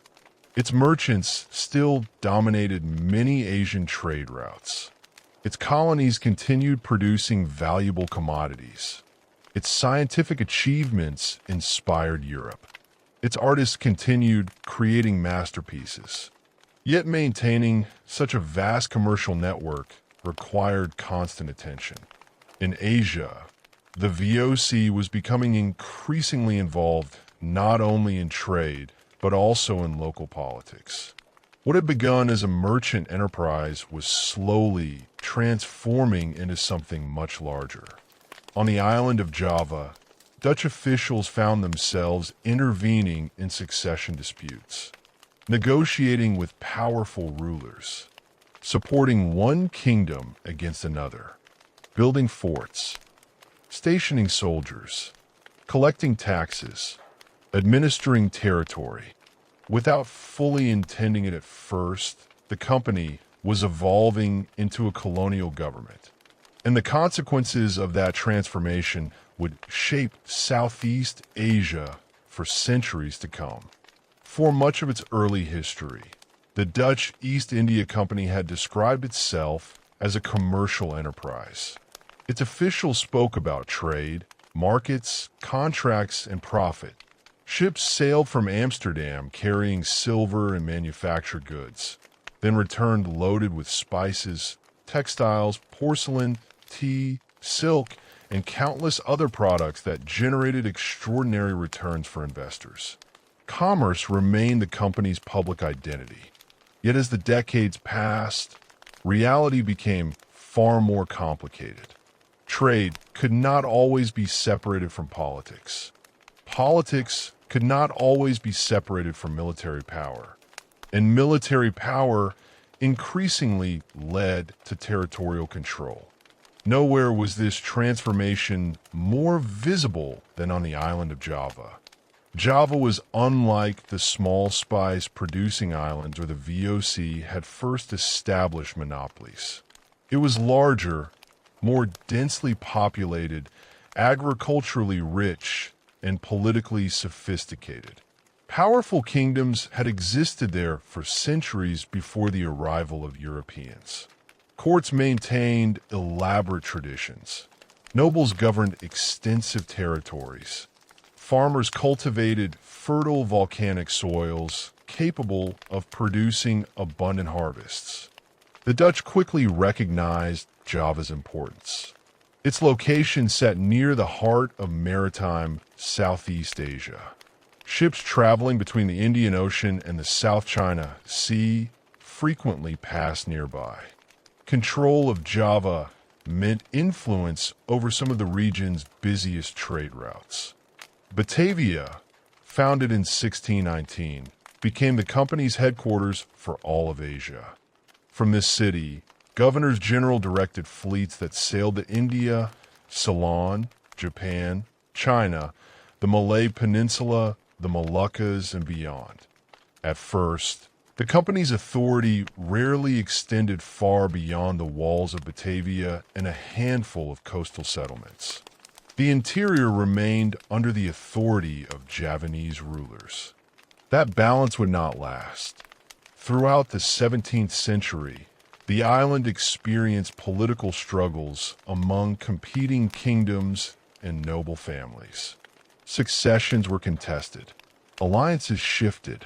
Regional rulers sought advantages over rivals. The VOC saw opportunity. Rather than conquering the island outright, company officials often supported one claimant against another. Military assistance came at a price.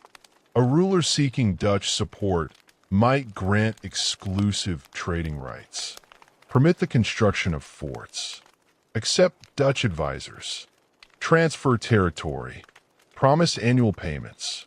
Each agreement strengthened the company's influence. Each conflict increased its leverage.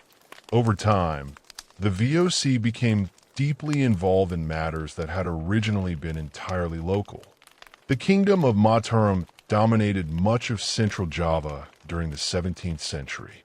Its rulers commanded significant military forces and controlled extensive agricultural lands. Initially, relations between Mataram and the Dutch alternated between cooperation and hostility. At times, both sides recognized mutual advantages. At other moments, war seemed unavoidable. The most serious confrontations occurred when Mataram attempted to challenge Dutch influence around Batavia. In 1628 and again in 1629, Sultan Agung launched major campaigns against the Dutch headquarters.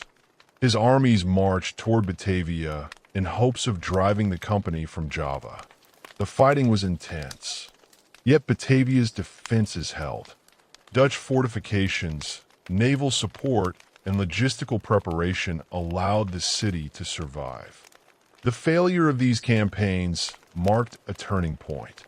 Although Mataram remained powerful, it never succeeded in removing the VOC from Java.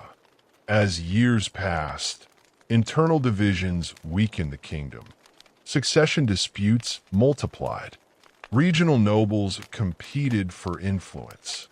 The Dutch watched carefully. Whenever conflict erupted, company officials positioned themselves as indispensable allies. What appeared to be assistance often became dependence. One of the clearest examples came during the Srinajaya Rebellion in the 1670s. Srinajaya, a prince from eastern Java, led a widespread uprising against Mataram. His forces captured important towns. The royal court itself came under severe pressure. The reigning sultan desperately needed help. The VOC provided troops, weapons, money, military expertise. Together, they defeated the rebellion.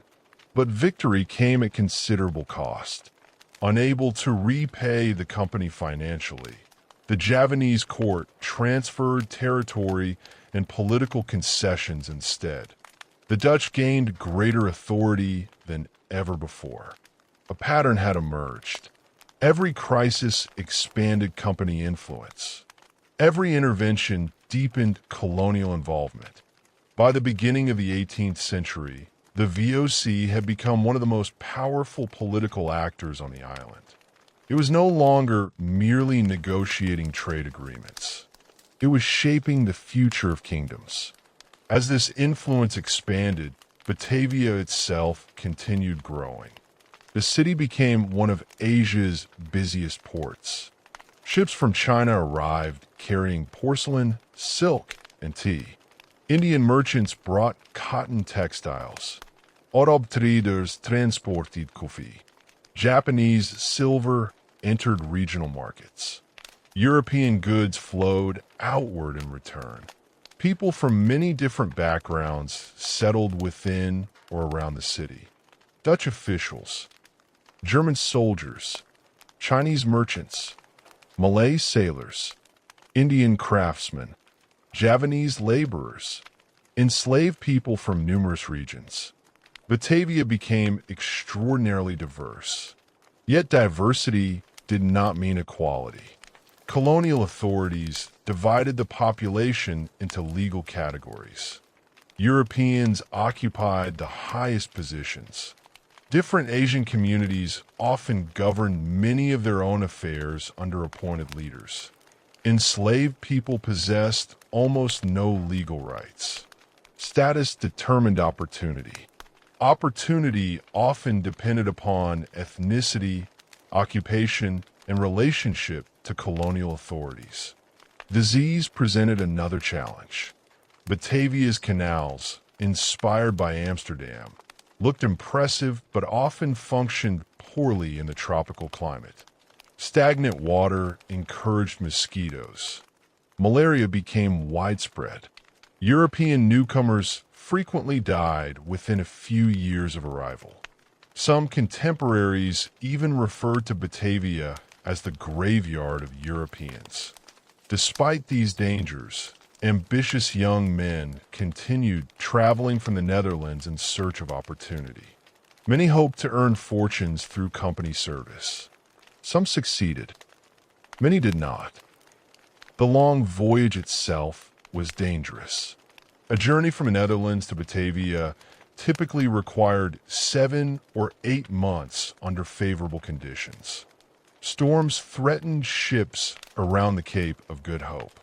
Disease spread rapidly aboard crowded vessels.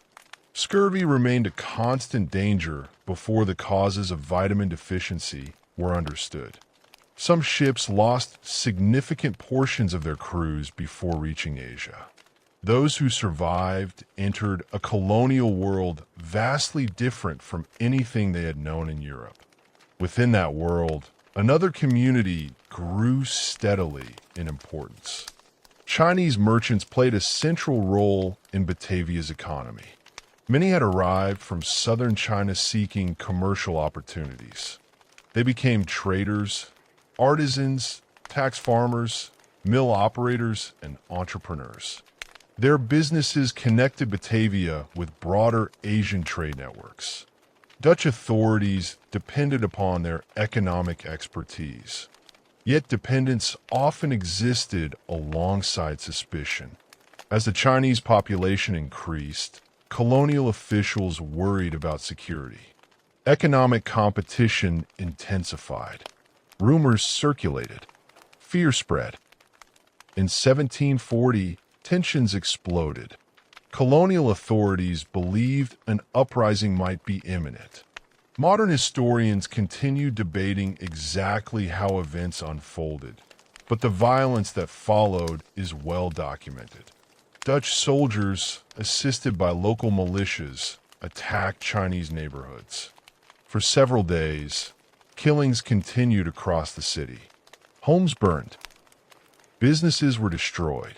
Thousands of Chinese residents lost their lives. Those who survived often fled or were forced into segregated districts outside the city walls. The massacre remains one of the darkest episodes in Batavia's history. It demonstrated how quickly economic cooperation could collapse into violence when fear and prejudice overwhelmed reason. Despite such tragedies, the VOC continued expanding its authority across Java.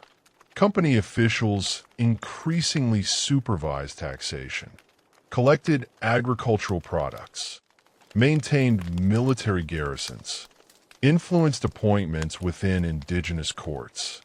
European administrators remained relatively few in number. Instead, they governed largely through existing local structures. Village heads, regional nobles, court officials. These indigenous elites continued exercising authority over local communities while cooperating with colonial administrators. This indirect system proved efficient. The Dutch lacked sufficient personnel to govern millions of people directly. By working through established hierarchies, they could maintain influence without constructing an enormous bureaucracy. Yet this arrangement also reshaped local society. Traditional leaders increasingly answered not only to their own rulers, but also to Dutch officials. Economic priorities changed. Agricultural production became more closely tied to international markets. Colonial demands affected village life in ways previous generations could scarcely have imagined. Meanwhile, beyond Java, the VOC continued strengthening its position elsewhere. In 1641, Dutch forces captured Malacca from Portugal. The city occupied one of the world's most strategically important locations. Ships traveling between the Indian Ocean and East Asia often passed through the Strait of Malacca. Control of the port allowed the Dutch to influence commerce moving between China, India, and the Middle East. Although trade patterns shifted over time, Malacca remained an important symbol of Dutch maritime power. On Ceylon, today's Sri Lanka, the company gradually displaced Portuguese influence.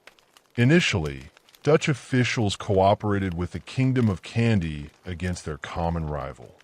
Once Portuguese power weakened, however, relations between the Dutch and Kandy deteriorated. The kingdom resisted expanding European influence. Conflict became increasingly common.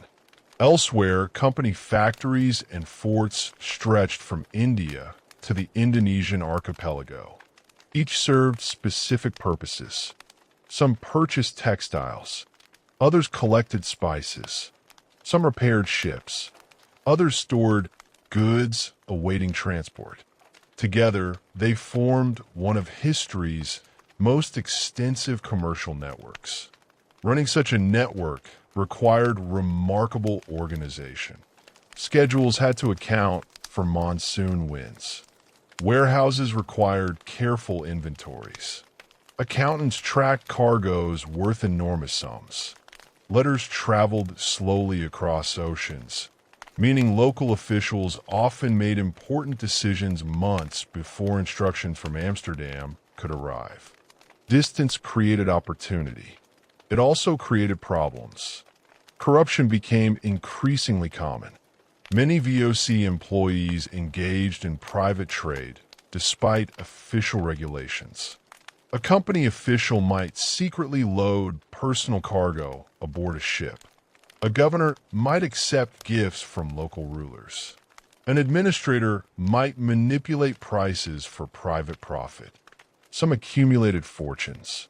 Others exploited company resources with little fear of immediate oversight.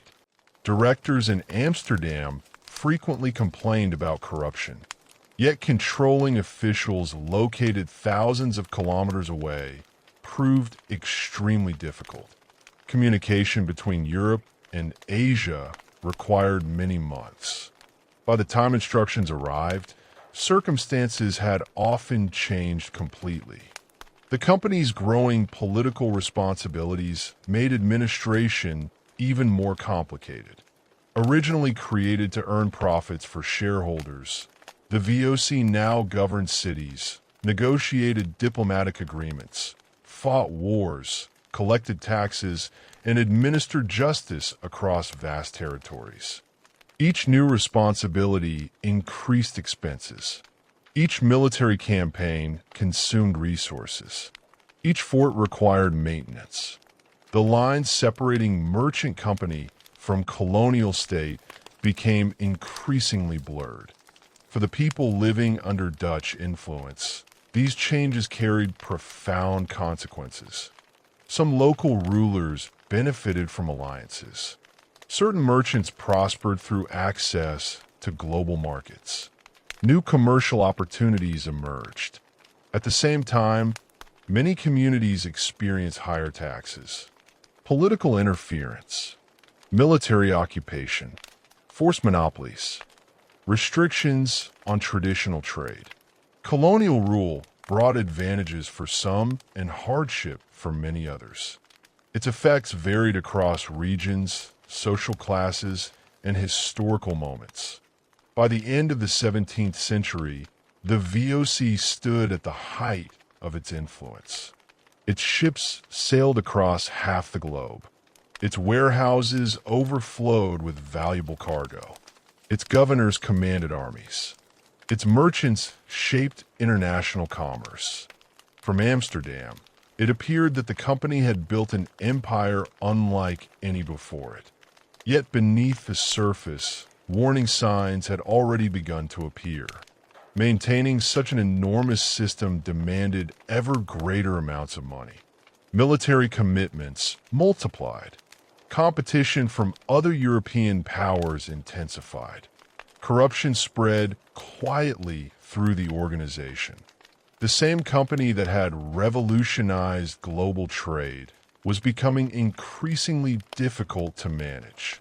The cracks remained small, for now. But over the next century, they would widen until they threatened the very existence of the greatest trading company the world had ever known. By the beginning of the 18th century, the Dutch Empire still appeared impressive to outside observers. The Dutch East India Company, the VOC, had once been the most successful commercial enterprise on Earth. It had pioneered new forms of investment, established an immense trading network, and generated extraordinary profits for decades. But success had also made the company increasingly complex. Maintaining forts, fleets, soldiers, administrators, warehouses, and diplomatic missions across thousands of kilometers required enormous expense. Competition also intensified. The British East India Company expanded rapidly in India. French commercial ambitions grew. Global demand shifted. The spice monopolies that had once generated exceptional profits no longer produced the same returns they had during the 17th century. Meanwhile, corruption became an increasingly serious problem. Many company officials used their positions for private gain. Some engaged in unauthorized trade. Others accepted gifts or favors from local rulers. Oversight from the Netherlands remained difficult because communication between Europe and Asia still required many months. By the time reports reached Amsterdam, circumstances on the ground had often changed completely. The company remained powerful, but it was no longer the dynamic organization that had transformed world commerce a century earlier. At the same time, Europe itself entered an age of profound political upheaval. The Enlightenment encouraged new discussions about government, economics, and individual rights. Across the Atlantic, the American Revolution demonstrated that colonial rule could be successfully challenged.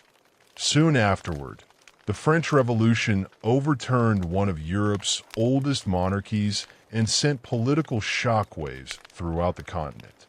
Those events affected the Netherlands directly. In 1795, French revolutionary armies entered the Dutch Republic. The old republic was replaced by the Batavian Republic, closely aligned with revolutionary France. The political system that had existed since the 16th century disappeared. During these years of European conflict, Britain's Royal Navy targeted Dutch overseas possessions. Many colonies fell under British occupation. The Cape Colony at the southern tip of Africa was captured. Ceylon was lost. Dutch settlements in India disappeared. Control over many overseas territories became uncertain as European war spread across the globe. The VOC, already weakened by decades of financial difficulties, could not survive these pressures. In 1799, the Dutch East India Company was officially dissolved. After almost 2 centuries of existence, its charter expired. Its remaining possessions, debts, employees, and responsibilities passed directly to the Dutch state.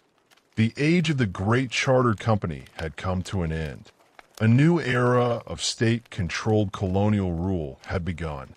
The 19th century brought another transformation. Following Napoleon's defeat, the Congress of Vienna reshaped Europe. The Netherlands re-emerged as an independent kingdom under the House of Orange. Some overseas territories were returned by Britain. Others remained permanently under British control. The Dutch government now focused its attention above all on the East Indies. Java became the center of a more centralized colonial administration. Unlike the VOC, whose primary objective had been commercial profit for shareholders, the Dutch state now governed in the name of the kingdom itself. Yet economic interests remained central. In 1830, Governor-General Johannes van den Bosch introduced what became known as the cultivation system. Under this policy, many villages on Java were required to devote part of their land and labor to growing export crops such as coffee, sugar, indigo, and later tea.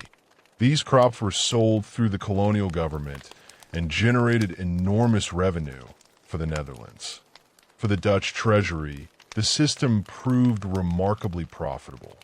Income from the East Indies helped finance public works, infrastructure, and debt reduction in Europe.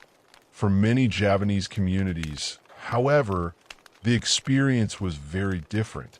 Land that might otherwise have produced food was devoted to export agriculture. Labor obligations increased. Crop failures could lead to severe hardship. In some regions, food shortages and famine followed. The burden was not experienced equally everywhere, but the system placed tremendous pressure on many rural communities. The cultivation system eventually became the subject of growing criticism.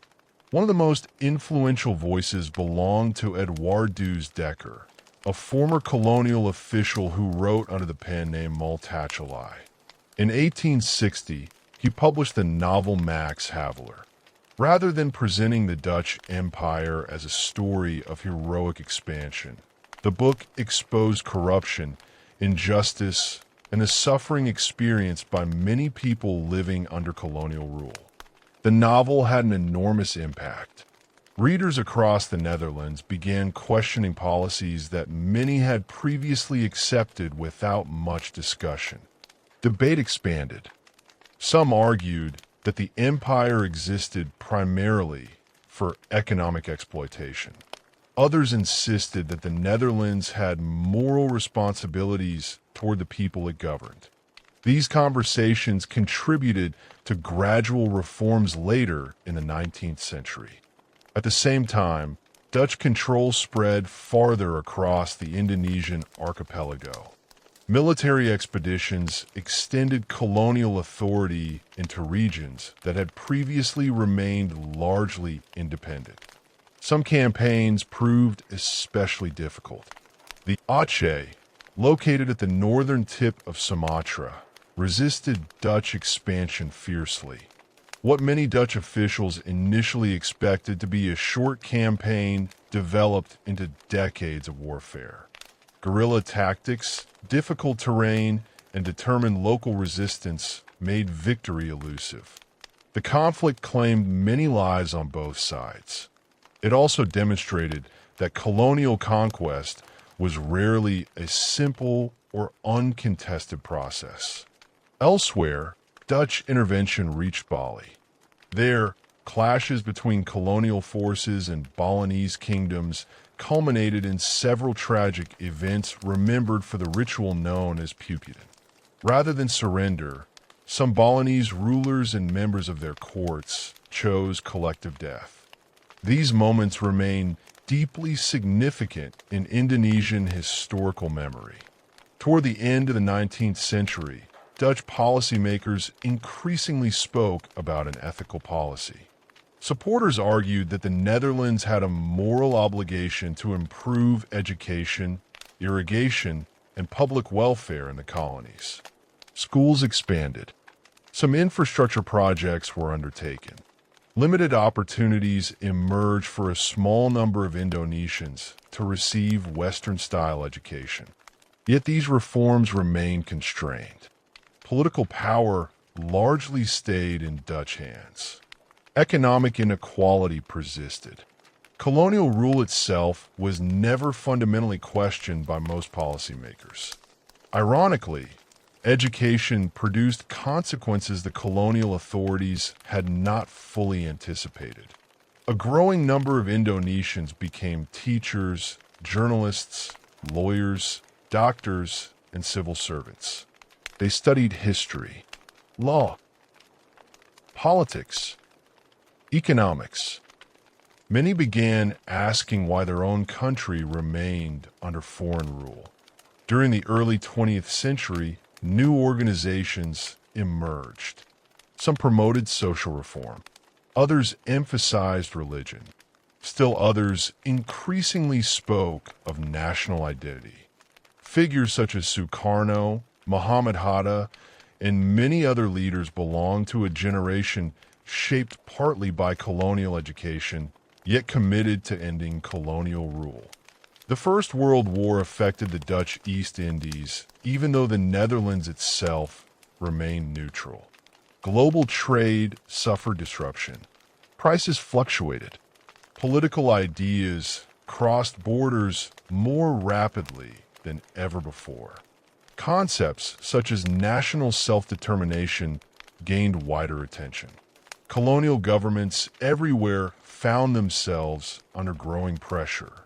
Then came the greatest turning point of all, the Second World War. In 1940, Germany occupied the Netherlands. For 5 years, the Dutch homeland itself lived under foreign occupation. 2 years later, another dramatic event unfolded in Asia. Japan invaded the Dutch East Indies. The colonial army surrendered.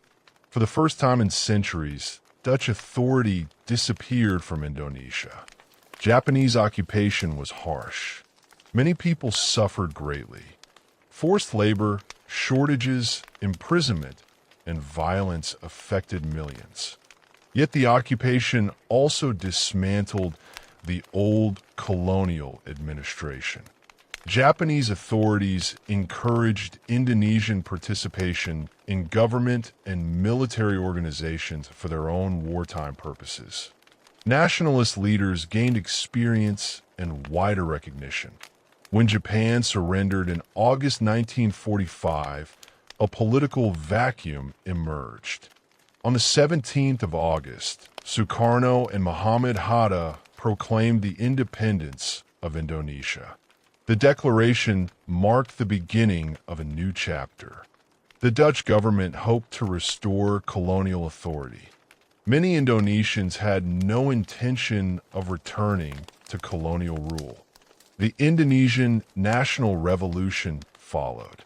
Between 1945 and 1949, diplomacy alternated with armed conflict. Dutch military operations regained territory at various moments. Republican forces continued resisting. International opinion increasingly favored Indonesian independence. The newly formed United Nations became involved. The United States, concerned about stability during the early Cold War, encouraged negotiations. Eventually, the Netherlands recognized Indonesian sovereignty on the 27th of December, 1949. The colony that had once formed the heart of Dutch overseas power became the independent Republic of Indonesia. For the Netherlands, the loss represented the end of an era. For Indonesia, it marked the beginning of another. The process of decolonization continued elsewhere. Suriname remained part of the Kingdom of the Netherlands until achieving independence in 1975. The Caribbean territories followed a different path. Today, Aruba, Curaçao, Saint Martin, Bonaire, Saint Eustatius, and Saba maintain constitutional relationships with the Kingdom of the Netherlands, though their political arrangements differ. As empire ended, people moved. Hundreds of thousands of individuals whose lives had been shaped by colonial history settled in the Netherlands. Among them were Indo-Europeans, Dutch citizens returning from Indonesia, Moluccan families, Surinamese migrants, and people from the Caribbean. They brought languages, cuisines, music, literature, religious traditions, and cultural experiences that permanently changed Dutch society. Modern Dutch cities reflect these histories. Restaurants serve Indonesian rijstafel, a colonial-era adaptation inspired by the cuisines of the Indonesian archipelago. Surinamese food has become a familiar part of everyday life. Caribbean music, literature, and art contribute to contemporary Dutch culture. The story of empire is present not only in museums, but also in neighborhoods, families, and communities. During much of the 20th century, public discussion often emphasized Dutch achievements in trade, navigation, engineering, and art. Gradually, however, historians, educators, descendants of colonized peoples, and many others called for a broader understanding. Research increasingly examined slavery, colonial violence, economic exploitation, forced labor, racial inequality, resistance. These subjects became central rather than peripheral to the history of the empire. Museums revised exhibitions.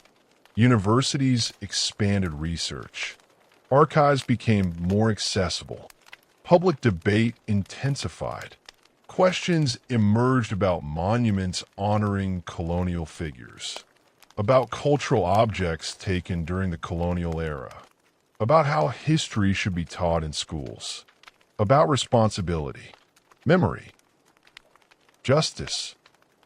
In recent years, the Dutch government and members of the royal family have publicly acknowledged aspects of this history. Official apologies have been offered for slavery and for certain acts of violence committed during the Indonesian War of Independence. Many people regard these acknowledgments as meaningful steps.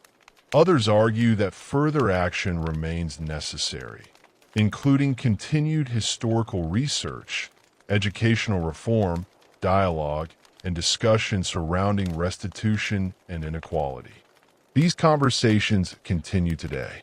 The legacy of the Dutch Empire cannot be reduced to a single judgment. It transformed global commerce. It pioneered financial institutions that influenced the modern economy. It produced remarkable achievements in engineering, navigation, science, philosophy, and art. It connected distant societies through trade on an unprecedented scale. At the same time, it participated in systems of conquest, forced labor, slavery, economic extraction, and colonial domination that caused profound suffering and whose effects continue to be felt across generations. Both realities belong to the same history. Neither can be understood fully without the other.